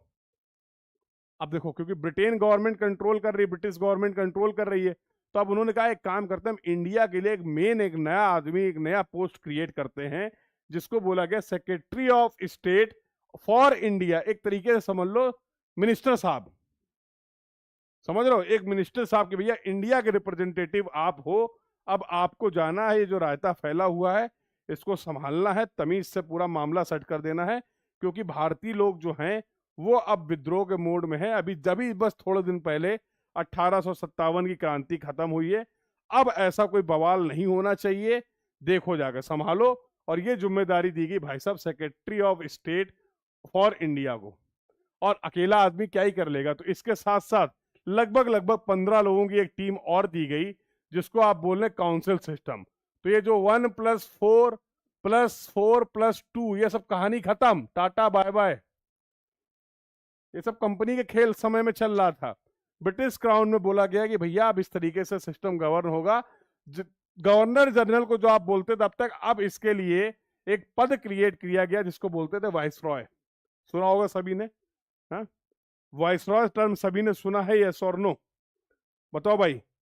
तो इसका वाइसरॉय का मतलब होता है vice to the royalty, second to the crown. Crown के बाद जो मुख्य आदमी है, इसके ऊपर सिर्फ एक ही आदमी है मेन आदमी, वो कौन है? क्राउन साहब, समझ रहे हो। तो वाइस टू रॉयल्टी या फिर सेकेंड टू द क्राउन, ये दो वर्ड आपको याद रखने, वो थे वाइसरॉय साहब। ये पोस्ट क्रिएट कर गई कि अब भैया गवर्नर पॉर्नर नहीं रहेंगे, गवर्नर ऑर्नर का खेल खत्म हो गया है, अब वाइसरॉय आएंगे, अब वो पूरा सिस्टम यहां पर समझेंगे। क्लियर है? तो वाइसरॉय टर्म का यहां पर इंट्रोडक्शन हो गया। इसके बाद आता है 1861 का इंडियन काउंसिल एक्ट। अब इंडियन काउंसिल एक्ट में देखो इच्छाएं तुम्हें पता चल गई हैं, क्योंकि 1857 की क्रांति हो गई है, लोग अपडेटेड हो गए हैं, लोग अवेयर हो गए हैं, लोग इस पूरे खेल को धीमे धीमे समझ चुके हैं। तो अब कंपनी, या कंपनी तो खत्म ही हो गई, खैर ब्रिटिश क्राउन या ब्रिटिश गवर्नमेंट की ये इच्छा है कि अब ये विद्रोह आगे ना बढ़े, पहली बात। दूसरा, ये जो विद्रोह हो चुका है इसके जो निगेटिव इंपैक्ट है, लोगों में जो नाराजगी है, हमें कुछ ऐसी पॉलिसीज लानी है, हमें कुछ ऐसा करना है जिससे हम इस नाराजगी को खत्म कर सकें, न्यूट्रलाइज कर सकें, ये मेन कंसर्न है। तो यार अगर आपसे कोई नाराज है तो आप क्या करते हो? कुछ ना कुछ एक्स्ट्रा करोगे उसके लिए, तभी तो खुश होगा ना भाई, क्यों भाई? तो ऐसा ही कुछ ध्यान में रखा गया। तो इंडियन काउंसिल एक्ट में बोला गया कि जो हमारी काउंसिल है, जो आपको दिख रही काउंसिल, हम इसको एक्सपेंड कर रहे हैं और इंडियंस को भी मौका दे रहे हैं। लेकिन फिर वही बात है, इंडियंस को मौका तो दे रहे हैं, लिमिटेड मौका दे रहे हैं, लिमिटेड पार्टिसिपेशन है, रियल पावर अभी भी जो है वो ब्रिटिश के पास ही है। मतलब कहा जा रहा है कि भैया आप काउंसिल में आ जाइए, आप अपने सुझाव दीजिए, कोई भी चीज अगर चेंज होती है, अब हम उन सुझाव को मानेंगे कि नहीं मानेंगे वो बात की बात है, समझ रहे हो। हम उन सुझाव को कंसीडर करेंगे, ऐसा जरूरी नहीं है कि जो आपने सुझाव दिए हैं वो मान ही लिए जाएंगे। हम आपको पार्टिसिपेशन दे रहे हैं। अब वो आप उसके बाद माने जाएंगे नहीं माने जाएंगे वो बात की बात है। इसीलिए आप बोल रहे हैं कि लिमिटेड पार्टिसिपेशन दिया गया, रियल पावर नहीं थी। रियल पावर अभी भी ब्रिटिश के पास थी, ब्रिटिश गवर्नमेंट क्राउन के पास थी, बट लोगों को एक तरीके से बहलाने के लिए, लोगों को फुसलाने के लिए, लोगों के आक्रोश को, गुस्सा को कम करने के लिए ये दिखाया गया, ये मैसेज दिया गया कि अब हम अलग से कुछ नहीं है जो आपके ऊपर हुकूमत कर रहे हैं, हम आप ही के लोग हैं और आप ही के जैसे बीच के लोगों को भी मौका दे रहे हैं। हम लोग इस पूरे सिस्टम को बनाएंगे और डेवलप करेंगे ताकि आपको ऐसा ना फील हो कि हमें कोई और ऑपरेट कर रहा है। समझ रहे हो? ये सोच के साथ इन्होंने इनको इंडियंस को भी पावर देने का प्राविधान दिया गया। Legislative power to the Bombay and Madras. याद करिए तीन तरीके की, तीन मेन जगह थी। एक था आपका बंगाल, एक था मद्रास और एक था बॉम्बे। इन तीनों में अभी तक कंपनी के काल में अगर आप पूरा देखेंगे तो ज्यादा इंपॉर्टेंट, जिसको ज्यादा वैल्यू मिली वो था बंगाल। अब इन्होंने जब यहाँ पर ब्रिटिश गवर्नमेंट ने, क्राउन ने अपना रोल संभाला है, तो उसके बाद से उन्होंने बोला कि नहीं नहीं, अब हमने मेन आदमी तो बैठा ही दिया अपना, मेन आदमी तो secretary of state for India हो गया ना। अब आप तीनों लोग अपने अपने लेवल पे सब कुछ ठीक है, मद्रास, बॉम्बे और बंगाल, सब लोग अपना फ्री स्टाइल काम करो, अब हमें कोई दिक्कत नहीं है। तो इनकी पावर को भी क्या कर दिया गया, बॉम्बे और मद्रास की पावर को थोड़ा सा बढ़ा दिया गया, बराबर इक्वेट कर दिया गया। पोर्टफोलियो सिस्टम लाया गया कि भाई अकेला सब कुछ कोई नहीं कर सकता। फॉर एग्जांपल डिफेंस मिनिस्टर हो गए, होम मिनिस्टर हो गए, ये मामले के लिए ये मिनिस्टर्स हो गए। ऐसे पोर्टफोलियो सिस्टम लाया गया कि अब जो है तरीके से काम होगा, सिस्टमेटिक वे में काम होगा, क्योंकि अब कंपनी रूल नहीं कर रही है, अब जो रूल कर रही है वो ब्रिटिश गवर्नमेंट रूल कर रही है, क्राउन का रूल है। तो अब उसी तरीके से चीजों को डेवलप किया जाएगा कि एक मेन आदमी हो गया और उसके अलग अलग पूरे डिपार्टमेंट हो गए। तो वो इस तरीके से पोर्टफोलियो सिस्टम को डेवलप किया जाएगा, ऐसा इसमें बोला गया इंडियन काउंसिल एक्ट में, देख लो। और फिर power to the issue to ordinance during the emergency. देखो क्राउन साहब को ये बात समझ में आ गई थी कि विद्रोह का मामला हो चुका है, विद्रोह तो चल ही रहा था, मामला हो क्या चुका है, बिल्कुल दौर ही चल रहा है अभी। 1857 में क्रांति हुई है, 61 में हम लोग खड़े हुए हैं अभी। तो अब ये बात का अंदाजा उनको था, ब्रिटिश गवर्नमेंट को, कि भैया मामला फिर कभी खराब हो सकता है। इसलिए उन्होंने खास पावर दी यहां पर इस एक्ट में, जो कि था आपका इंडियन काउंसिल एक्ट। उसमें बोला गया कि भैया मौके पे अगर तुम्हें कहीं लगे, समझ में आए, क्या समझ में आए कि मामला हाथ से निकल रहा है, अगर तुम्हें ऐसा कहीं पे समझ में आता है, आप इमरजेंसी लगा दो। ठीक है? तो इमरजेंसी के जो प्रोविजंस थे, जो आज भी आपके संविधान में है, आगे चल के हम लोग पढ़ेंगे, जो इंडियन कॉन्स्टिट्यूशन का पार्ट है, इमरजेंसी के बारे में हम लोग बातचीत करेंगे। तो बिल्कुल, तो उन्होंने इमरजेंसी की पावर दे रखी थी कि बोला गया power to issue the ordinance during the emergency. तो ताकि हम कंट्रोल रख पाए इस तरीके का जो इवेंट हुआ है 1857 की जो क्रांति हुई है, ये क्रांति दोबारा से ना हो, ना देखने को मिले, इसलिए हम लोग क्या करने वाले हैं, इमरजेंसी के प्राविधान रखेंगे। पावर दे दी गई secretary of state for India को। ये बात भी क्लियर है? ठीक है साहब। इसके बाद आता है 1892 का इंडियन काउंसिल एक्ट। 61 में इंडियन काउंसिल एक्ट आया, फिर 92 में। तो इनके शॉर्ट नोट्स भी मैं आपको प्रोवाइड कर दूंगा, जहां पर मेन पॉइंट्स होंगे तो रिवीजन में इजी रहेगा। ठीक है? तो उसकी चिंता मत करना, पहले एक बार पूरी लंबी कहानी समझ लो, ताकि जब आप रिवीजन करो शॉर्ट नोट से तो आप उन चीजों को रिकॉल कर पाओ। तो थोड़ा सा भी डिटेल में पढ़ने की कोशिश कर रहे हैं। 1892 में इंडियन काउंसिल एक्ट आया। अब इनको काउंसिल में इंडियंस को मौका दिया गया, जैसा माहौल बन रहा था, nomination of some non official member to the legislative council on the recommendation of the local bodies. तो बोला गया कि भाई ठीक है, हमें कुछ लोग चाहिए, इंडियंस लोग चाहिए, जिनको हम लोग अपनी काउंसिल में जगह देना चाह रहे हैं। तो जो लोकल अथॉरिटीज हैं, लोकल बॉडीज हैं, जैसे लोकल बॉडीज की अगर बात करें, जैसे पंचायती सिस्टम था, हा? उनसे पूछ लिया गया कि भाई बताओ आपके हिसाब से कोई है जो हमारी काउंसिल में आ सके, आप लोग को रिप्रेजेंट कर सके। तो जो पावरफुल लोग थे, जो फाइनेंशियली स्ट्रांग लोग थे, जो सोशली एक्टिव लोग थे, based on the recommendation of the local bodies, उनको हम लोग अपने पास एक इस काउंसिल में जगह देने वाले हैं। ऐसा प्रोविजन रखा गया आपका 1892 में, based on the recommendation of the local bodies और पीएलसी का मतलब क्या, प्रोविजंस, जो अलग अलग प्रांत थे लेजिस्लेटिव काउंसिल, तो उनको भी मौका दिया गया। उनके रिकमेंडेशन के बेसिस पे जो लोग हैं उनको हम लोग नॉन ऑफिशियल मेंबर बना लेंगे। ये बात ध्यान रखने की है। बात आगे बढ़ती है और बात आगे बढ़ते बढ़ते पहुंचती है 1909 में जो काउंसिल एक्ट आता है, उसमें क्या की पॉइंट्स थे इसको देखते हैं। तो हाँ, अभी बस हम लोग we are almost at the end. Historical development जो है वो एंड होने वाला है, तो hardly it will take 10 minutes जहां पर हम लोग इस डिस्कशन को कंप्लीट कर लेंगे, ताकि नेक्स्ट क्लास में जब हम लोग मिले, कब होगी नेक्स्ट क्लास, क्या शेड्यूल रहने वाला है, ये सारी चीजें मैं आपको बता दूंगा। क्या टॉपिक डिस्कस करेंगे, सब कुछ डिस्कस कर लेंगे, टेंशन की कोई बात नहीं है।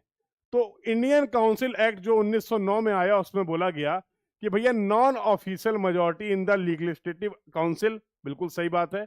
Indians in viceroy executive council, viceroy और उनके साथ 15 लोगों की टीम है, उसमें अब इंडियंस को भी मौका दिया जाएगा, इंडियंस को भी रखा जाएगा, क्योंकि इंडियंस का जो आक्रोश है, जो गुस्सा है, दोबारा 1857 जैसी क्रांति ना हो, इसके लिए ये सब चीजों को न्यूट्रलाइज करने के लिए पूरा गेम किया जा रहा था। ठीक है, लेकिन लोग कोशिश कर रहे हो ना तुम, क्राउन साहब ये कोशिश कर रहे हैं, लेकिन इंडियन जो है वो ये बात मान चुके हैं और ये बात समझ चुके हैं कि भाई देखो, कुछ भी हो, अब इनकी बातों में दोबारा से नहीं फंसना है। एक बार फंसे थे तो जा ही नहीं रहे। हा?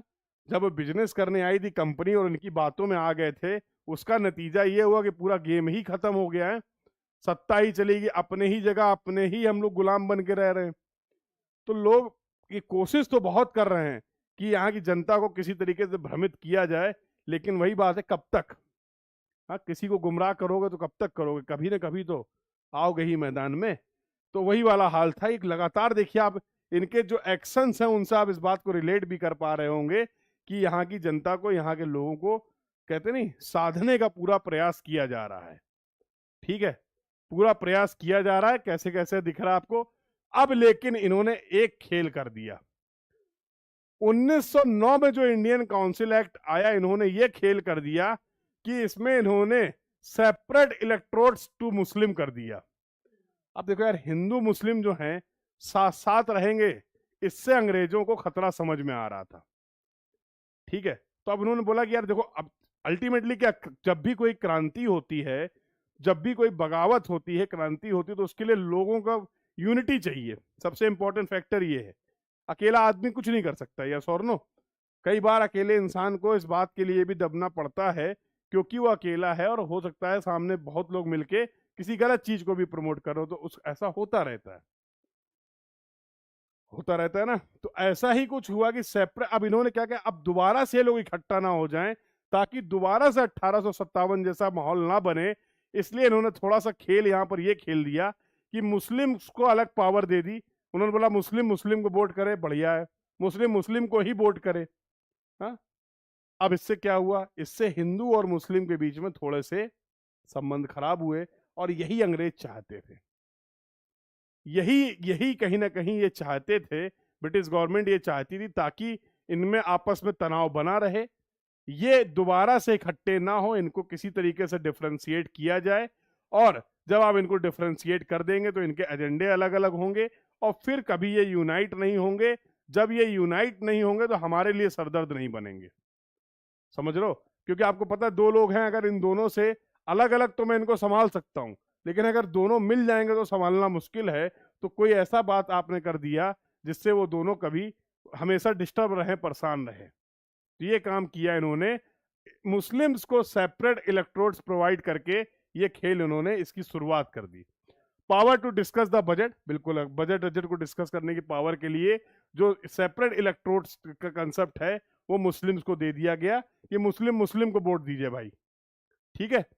चलो, अब इसके बाद 1909 के बाद ही 1909 में दोबारा क्या चेंज हुआ, जो मैंने आपको बताया सेपरेट, ये मैंने आपको ऑलरेडी डिस्कस कर लिया गया है। इसी 1909 वाले को बोलते हैं मॉर्ले मिंटो रिफॉर्म, ठीक है। इसके बाद फिर आया 1919 में again government of India act, जहां पर मेन कंसेप्ट क्या था, ये जो प्रोविजंसेस थे, इनमें से ये जो आपका डायरेक्टरी सिस्टम था, इसको क्या कर दिया गया, एलिमिनेट कर दिया गया। अभी मेन पॉइंट्स क्या थे, सेंट्रल की अपनी रिस्पॉन्सिबिलिटीज की गई, प्रोविजंस की अलग रिस्पॉन्सिबिलिटीज, अलग अलग इशूज, अलग अलग मैटर बनाए गए, जैसे provision subjected to such as transferred और रिजर्व। अब यहाँ पर ये आपको ऑफर दिया गया, अब ये पे डिसाइड किया गया कि भैया कौन से ऐसे इशूज हैं जिनको हम डील करेंगे। जाहिर सी बात है, गवर्नमेंट ये चाहती थी, ब्रिटिश गवर्नमेंट, जो मेजर इशूज हैं, बड़े बड़े मुद्दे हैं, उनमें हमारा कंट्रोल रहे, और जो छोटे मोटे मुद्दे हैं उनको हम नहीं लेंगे, उनको हम क्या कर देंगे, फाइनली ट्रांसफर कर देंगे। ठीक है, तो अब ये चॉइस थी कि हम किन मुद्दों पे डील करना चाह रहे हैं, किन सब्जेक्ट्स पे डील करना चाह रहे हैं और किन सब्जेक्ट्स को हम डील नहीं करना चाह रहे हैं। तो ऐसा प्रोविजंस आपको देखने को मिले 1999 में। और by communal and the direct elections का प्रोविजन हुआ, कम्युनल रिप्रेजेंटेटिव्स को एक्सटेंड किया गया। ये जो आप देख रहे थे, ये बाकी जगह भी मुस्लिम्स को पहले दिया गया पावर, इसके साथ साथ बाकी धर्मों में भी ये सेम चीज को इंप्लीमेंट किया गया ताकि यूनिटी को रिफ्रेम ना किया जा सके। हाई कमिश्नर की नियुक्ति हुई भाई। हाई कमिश्नर का मतलब क्या, देश के बाहर देश को रिप्रेजेंट करने वाला जो आदमी होता है उसको बोलते हैं, उस पोस्ट को बोलते हैं हाई कमिश्नर। हाई कमिश्नर की नियुक्ति हुई। सेंट्रल पब्लिक सर्विस कमीशन और पब्लिक सर्विस कमीशन, इनकी स्थापना के लिए बोला गया कि भाई इनको भी स्टैब्लिश किया जाए 1919 में। ठीक है भाई, ये सब कुछ चल रहा था, चलने दो। और खेल जो है वो आ चुका है आपका 1935 में, ये भी गवर्नमेंट ऑफ इंडिया था। अब यहां तक आते आते माहौल जो है बदल चुका है। देखो, लोगों ने कहा तुम हमको बहुत लुभावने वादे दे रहे हो, इंडियंस लोगों ने कहा कि हम तो आप दिखा रहे हैं, हम आपको हर जगह इन्वॉल्व भी कर रहे हैं, हाँ, सारे डिसीजंस में आप इन्वॉल्व हो। लेकिन लोगों ने कहीं ना कहीं इस बात को मानने से इनकार कर दिया। लोगों ने, इंडियंस लोगों ने मानने से इनकार कर दिया कि आप हमारे लिए कुछ भी अच्छा करना चाहते हो, हम ये मानेंगे नहीं। ठीक है, मतलब अब झोला उठाओ और निकल लो, समझ रहे हो। तो कहानी ये थी कि अब आपके जाने का समय आ गया है, अब हम इन सब बातों में आने वाले नहीं है। बात समझ में आ गई। तो अब कंपनी की विदाई का समय आ गया है, कंपनी तो जा ही चुकी है। अब ये जो शासन चल रहा है क्राउन साहब का, जो सेकंड फेस आप बोल रहे हैं, इसमें भी अब जनता अवेयर हो चुकी है, लोगों पूरा खेल समझ गए हैं। अब कह रहे हैं हम नहीं तुम्हारी बातों में आने वाले, बहुत हो गया भाई। ठीक है, अब अपना मामला क्लियर करो और यहाँ से निकल लो बहुत तेजी में। जितनी रफ्तार से आए तो उससे तेजी रफ्तार से निकल जाना। अब हमको अपना सिस्टम खुद चलाने की क्षमताएं हैं, तुम्हारे ज्ञान की जरूरत हमको नहीं है। ऐसा कुछ माहौल बन चुका है लोगों के बीच में, दिखेगा आपको। अब इन्होंने बोला कि ठीक है, जो अलग अलग आपके जैसे राजे रजवाड़े हैं उनको ऑटोनॉमी दे दो कि भैया वो अपना सिस्टम करें, फेडरल कोर्ट सिस्टम को एस्टेब्लिश किया जाए। फाइनली यहाँ पर ब्रिटिश एरा जो है, अब उन्होंने बोला कि ठीक है भैया, अब बताओ हम क्या कर सकते हैं। तो ऑल इंडिया फेडरल एस्टेब्लिश कर दिया गया। Central, state and concurrent list तैयार कर दी गई, किन मुद्दों पर सेंट्रल का इन्वॉल्वमेंट रहेगा, किन मुद्दों पे स्टेट का इन्वॉल्वमेंट रहेगा, और किन ऐसे मुद्दों पे सब दोनों लोगों का मिक्स इन्वॉल्वमेंट रहेगा, उसकी पूरी एजेंडेज की लिस्ट तैयार कर दी गई है। प्रोविजनल जो ऑटोनॉमी थी जो मैंने बताया, इसको इम्प्लीमेंट कर दिया गया कि आप अपने अपने तरीके से मैनेज करो, हमें कोई दिक्कत नहीं है। मतलब उत्तर प्रदेश के जो अपने यूपी के राजा साहब हैं वो पूरा सिस्टम संभालें, देख लो, कंट्रोल में अपने ले लो। एमपी के एमपी वाले संभाल लें, राजस्थान के राजस्थान वाले संभाल लें, हमें कोई मतलब नहीं, जो जहां पे कंट्रोल पे है अब हम उसको ऑटोनॉमी दे रहे हैं, अब संभाल सकते हैं। डायरेक्टरी एबॉलिश्ड हो गई है इस प्रोविजंस में, और आरबीआई, फेडरल कोड जैसा पीएससी, ज्वाइंट पीएससी, ये सब बना दिया गया है, और बाय क्रिमिनलाइज कर दिया गया है 6/11 प्रोविजंस को। कुछ की बातें आई होप अब तक समझ में आ गई हैं कि 1935 तक आते आते ये बात तय हो गई है कि अब भारतीयों पे राज कर पाना हमारे लिए संभव नहीं है। कंपनी पहले ही निपट चुकी है, कंपनी का खेल पहले ही खत्म। 1857 में कंपनी का पूरा गेम ओवर हो गया। उसके बाद से सेकंड फेज में जो क्राउन साहब ने कोशिश की, वो 58-59 से शुरू करी थी अपनी कोशिश, और यहां तक आते आते 1935 तक मामला उनका भी हो गया है खत्म। इसके बाद फाइनली जो आता है वो 1947 में आता है, इंडियन इंडिपेंडेंट एक्ट। क्या आता है, तो 35 के बाद क्राउन साहब को, ब्रिटिश गवर्नमेंट को समझ में आ गया कि अब यहां पर बहुत ज्यादा राज कर पाना संभव नहीं है। लोग जिदिया गए, यहाँ के लोगों ने कहा ठीक है, नहीं नहीं तुम जा रहे हो अच्छी बात है, लेकिन ऐसे नहीं जाना है। पता लगा गए 15 दिन बाद फिर लौट आ रहे हो यार, लिखा पढ़ी में जाओ अब तुम। तो अभी जब तुम हर जगह अपने एक्ट तो इतनी दिनों से हमें आने वाली पीढ़ियों के लिए इतने एक्ट छोड़ के जा रहे हो, जो अलग अलग एग्जाम में हमारे बच्चों को आगे याद करने पड़ेंगे, दिक्कत होगी कि नहीं होगी? तो अब इसी जाते जाते बिल्कुल काम पक्का करके जाओ, ओरल कुछ नहीं चलेगा। और ओरल कमिटमेंट के बड़े नुकसान होते हैं।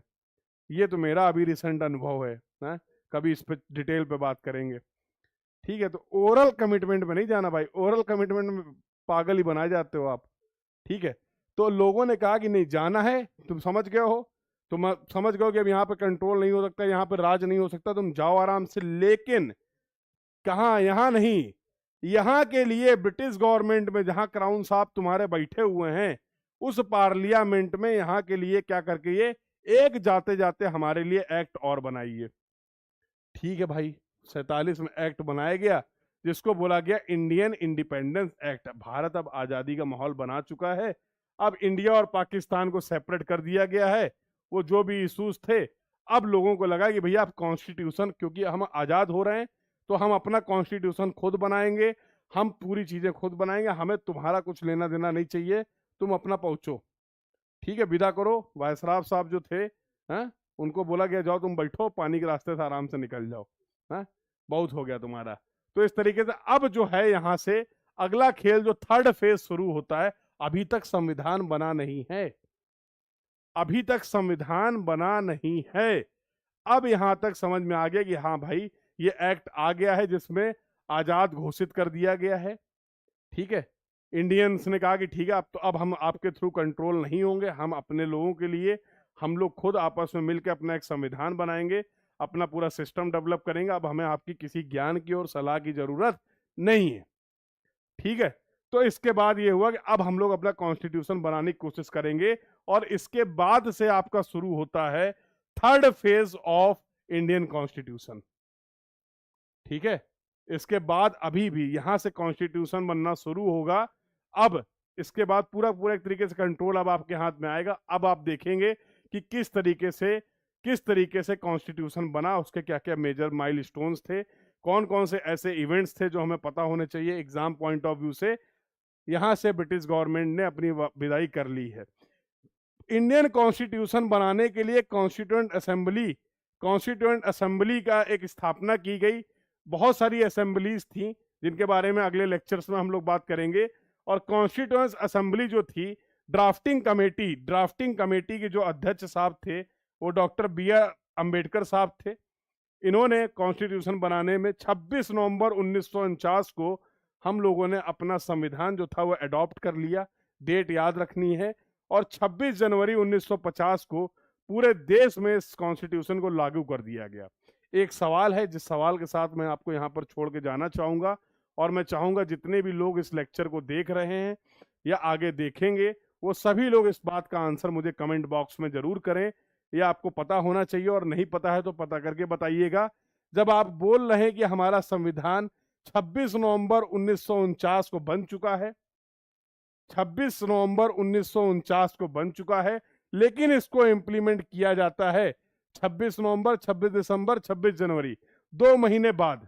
ये 2 महीने का गैप क्यों रखा गया था, इसका क्या कारण था, ये आपको बताना है चैट बॉक्स में।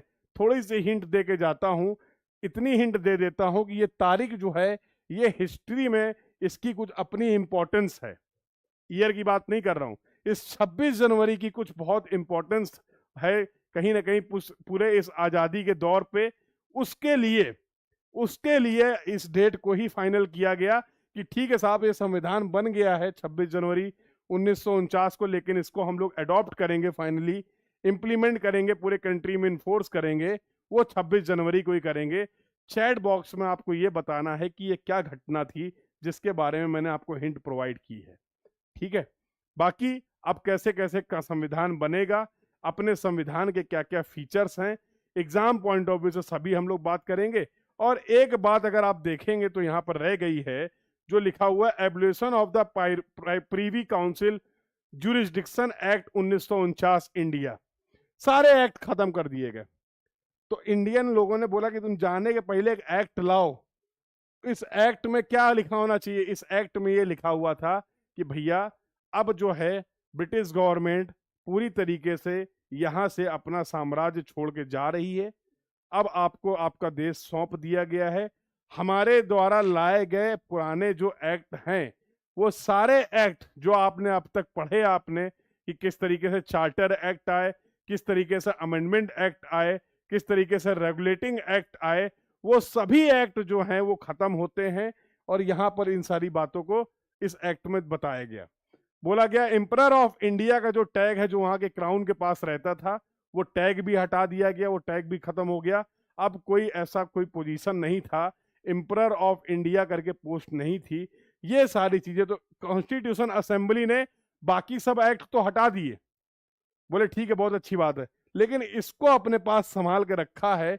ये एक्ट इसलिए इंपॉर्टेंट हो जाता है, और जिसमें क्या था ये चीजें मैंने अभी आपको बताई कि ब्रिटेन सरकार का अब कोई योगदान नहीं रहेगा।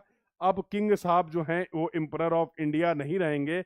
हम भारत के लोग आपस में मिलजुल के, भारत के लोग अपने लिए कुछ संविधान बनाएंगे, जिसकी बातचीत यहाँ पर हो चुकी है। कैसे बनाएंगे और क्या बनाएंगे, ठीक है, तो इसके लिए हम लोग मिलेंगे अगले लेक्चर में।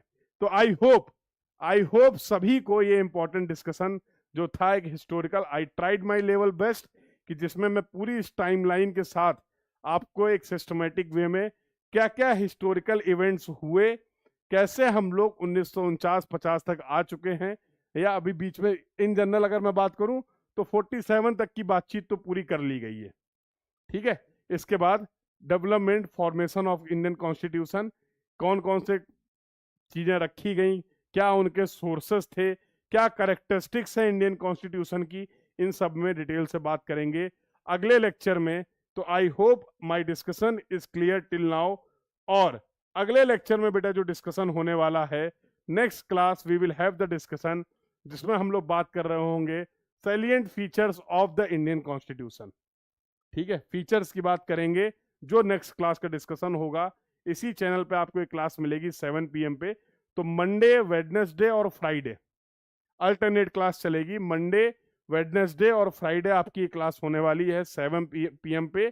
तो यहाँ से आप अपने नॉन टेक पोर्शन में इंडियन पॉलिटी वाले पार्ट को कंप्लीट कर सकते हैं। और जो लोग भी गेट के लिए प्रिपेयर कर रहे हैं, तो गेट के लिए अगर मैं बात करूं, गेट या फिर स्टेट इंजीनियरिंग सर्विसेज की बात करूं, तो आप सभी लोग अगर जियोमेट्रिक्स इंजीनियरिंग के लिए प्रिपेयर कर रहे हैं, तो जियोमेट्रिक्स इंजीनियरिंग का बैच स्टार्ट हो रहा है 20 फेब से। अभी सभी बैचेस में अगर मैं बात करूं तो फ्लैट 50% से ज्यादा का आपको ऑफ मिल जाएगा। तो टिल 20th ऑफ फेब, तो डोंट मिस द अपॉर्चुनिटी। अगर आप अपनी प्रिपरेशन को सिस्टमेटिक वे में, ऑर्गेनाइज्ड वे में स्टार्ट करना चाह रहे हैं, तो आप yes you can visit the prep horizon app. Link आपको प्रोवाइड कर दिया गया है नए बैचेस का, जिनको आप एक्सेस कर सकते हैं। तो जियोमेट्रिक्स इंजीनियरिंग के लिए गेट 2027 के लिए आपका बैच स्टार्ट हो रहा है, जहां पर आपको पर्सनलाइज गाइडेंस मिलेगी, साथ ही साथ आपके लाइव और रिकॉर्डेड क्लासेस होने वाली है। सारे PYQs आपको मिलने वाले हैं, प्रैक्टिस के क्वेश्चंस मिलने वाले हैं, और एग्जाम ओरिएंटेड अप्रोच होने वाली है। इसके साथ साथ mock test, test series, all the features you will get, and you can also avail the 50% discount, more than 50% discount from the app. तो चेक कर लेंगे, 20th तक ये वैलिड है, और 20th से ये बैच स्टार्ट हो रहा है। और सिविल इंजीनियरिंग एस्पिरेंट्स के लिए खतरनाक इंफॉर्मेशन ये है कि आप ट्रांसपोर्टेशन इंजीनियरिंग और सर्वेइंग के लिए बिल्कुल टेंशन नहीं लेनी है। तो ट्रांसपोर्टेशन इंजीनियरिंग और सर्वेइंग का कोर्स भी स्टार्ट हो रहा है आपका, ऑलरेडी कोर्स आपको ऐप पर विजिबल हो जाएगा। एक मेरे साइड से आप सभी लोग के लिए एक ऑफर है, जैसा मैंने आपको बताया यहाँ पर। तो you all can avail the welcome offer. तो कोई कोड वोड लगाने की जरूरत नहीं है। अगर अभी आप 20th के पहले, 20th फेब के पहले अगर आप इन कोर्सेज के लिए इनरोल करते हैं, तो केवल ट्रांसपोर्टेशन अगर आप पढ़ना चाह रहे हैं, अब आपके पास चॉइस है, you can only deal with the transportation engineering. तो 999 रुपए में आप इस कोर्स के लिए इनरोल कर सकते हैं। सिमिलरली फॉर द सर्वेइंग, तो ये स्पेशल ऑफर हैं, ये स्पेशल प्राइजेज हैं, जिसमें आपको ना ही कोर्स मिलने वाले हैं, साथ साथ आपको फ्री मॉक टेस्ट भी मिलने वाले हैं पूरे सिविल इंजीनियरिंग के। तो लगभग ट्रांसपोर्टेशन इंजीनियरिंग का 70+ आवर्स का live discussion plus mock test आप एक्सेस कर पाएंगे, हाईवे, रेलवे और airport, just at this cost, that is 999। तो बिल्कुल भी मेरे हिसाब से आपको ये अपॉर्चुनिटी मिस नहीं करनी है। ऐप पर जाके लिंक गिवन है चैट बॉक्स में, कमेंट बॉक्स में, वहां से आप इस कोर्स के लिए इनरोल कर लीजिए। अगेन तो यहाँ पर ऐसा कुछ नहीं होगा कि आपका ऑफर एक्सटेंड हो जाएगा, रोज लास्ट डेट है, ऐसा कुछ नहीं होने वाला है। ठीक है, कि आज लास्ट डेट है, कल फिर। बिल्कुल क्लियर है कि ये जो डेट मैं आपको बता रहा हूँ एज इट इज यही रहने वाली है। आप इनरोल करें, कोई इनरोल करे ना करे, बैच स्टार्ट होगा और ये प्राइस एकदम से जो भी फाइनल प्राइस है वो आपको दिख जाएगा, ऐप पे आप चेक कर सकते हैं। ठीक है, तो don't miss this opportunity. Similarly surveying के लिए भी आप, जहां पर लगभग 50 से ज्यादा घंटे का डिस्कशन होने वाला है लाइव क्लासेस का, और साथ ही साथ मॉक टेस्ट PYQ आपको एक्सेसिबल हो जाएंगे just at this cost, that is 999। और अगर आप इन दोनों सब्जेक्ट्स के लिए एनरोल करना चाह रहे हैं, ट्रांसपोर्टेशन एंड सर्वेइंग के लिए, again you can use this opportunity. यहां पर अभी आप 20th के पहले अगर मैं बात करूं तो you can enroll just for this price. तो 2 कोर्सेज आपके, मोर देन 100 आवर डिस्कशन। ठीक है, ट्रांसपोर्टेशन, हाईवे, रेलवे, एयरपोर्ट और सर्वेइंग, 100 घंटे से ज्यादा की लाइव क्लासेस, और प्रीवियस ईयर के जितने भी आपके 5 साल के क्वेश्चंस हैं उनका टेस्ट, और इस साथ साथ आपको डेली क्वेश्चंस प्रैक्टिस, ये सारी चीजें केवल और केवल एक्सेसिबल हैं 1499 में। तो आई थिंक, मुझे नहीं लगता है कि पूरे हिंदुस्तान में, हाँ, मैं किसी एक दो जगह की बात नहीं कर रहा हूं, पूरे हिंदुस्तान में जो कंटेंट जो आपको मिलने जा रहा है इन बैचेस के अंदर, वो इस प्राइस में आपको मिलेगा। ठीक है, तो don't miss the opportunity. Again I am saying, you can start your preparation under my guidance. तो आप सभी लोग, बहुत सारे लोग आप लोग अवेयर हैं, तो बहुत ज़्यादा इस बारे में मैं नहीं बात करूंगा। ठीक है, बहुत लोग पहले से सभी लोग पढ़ भी रहे हैं, तो आप सभी लोग अपनी प्रिपरेशन को स्टार्ट कर सकते हैं।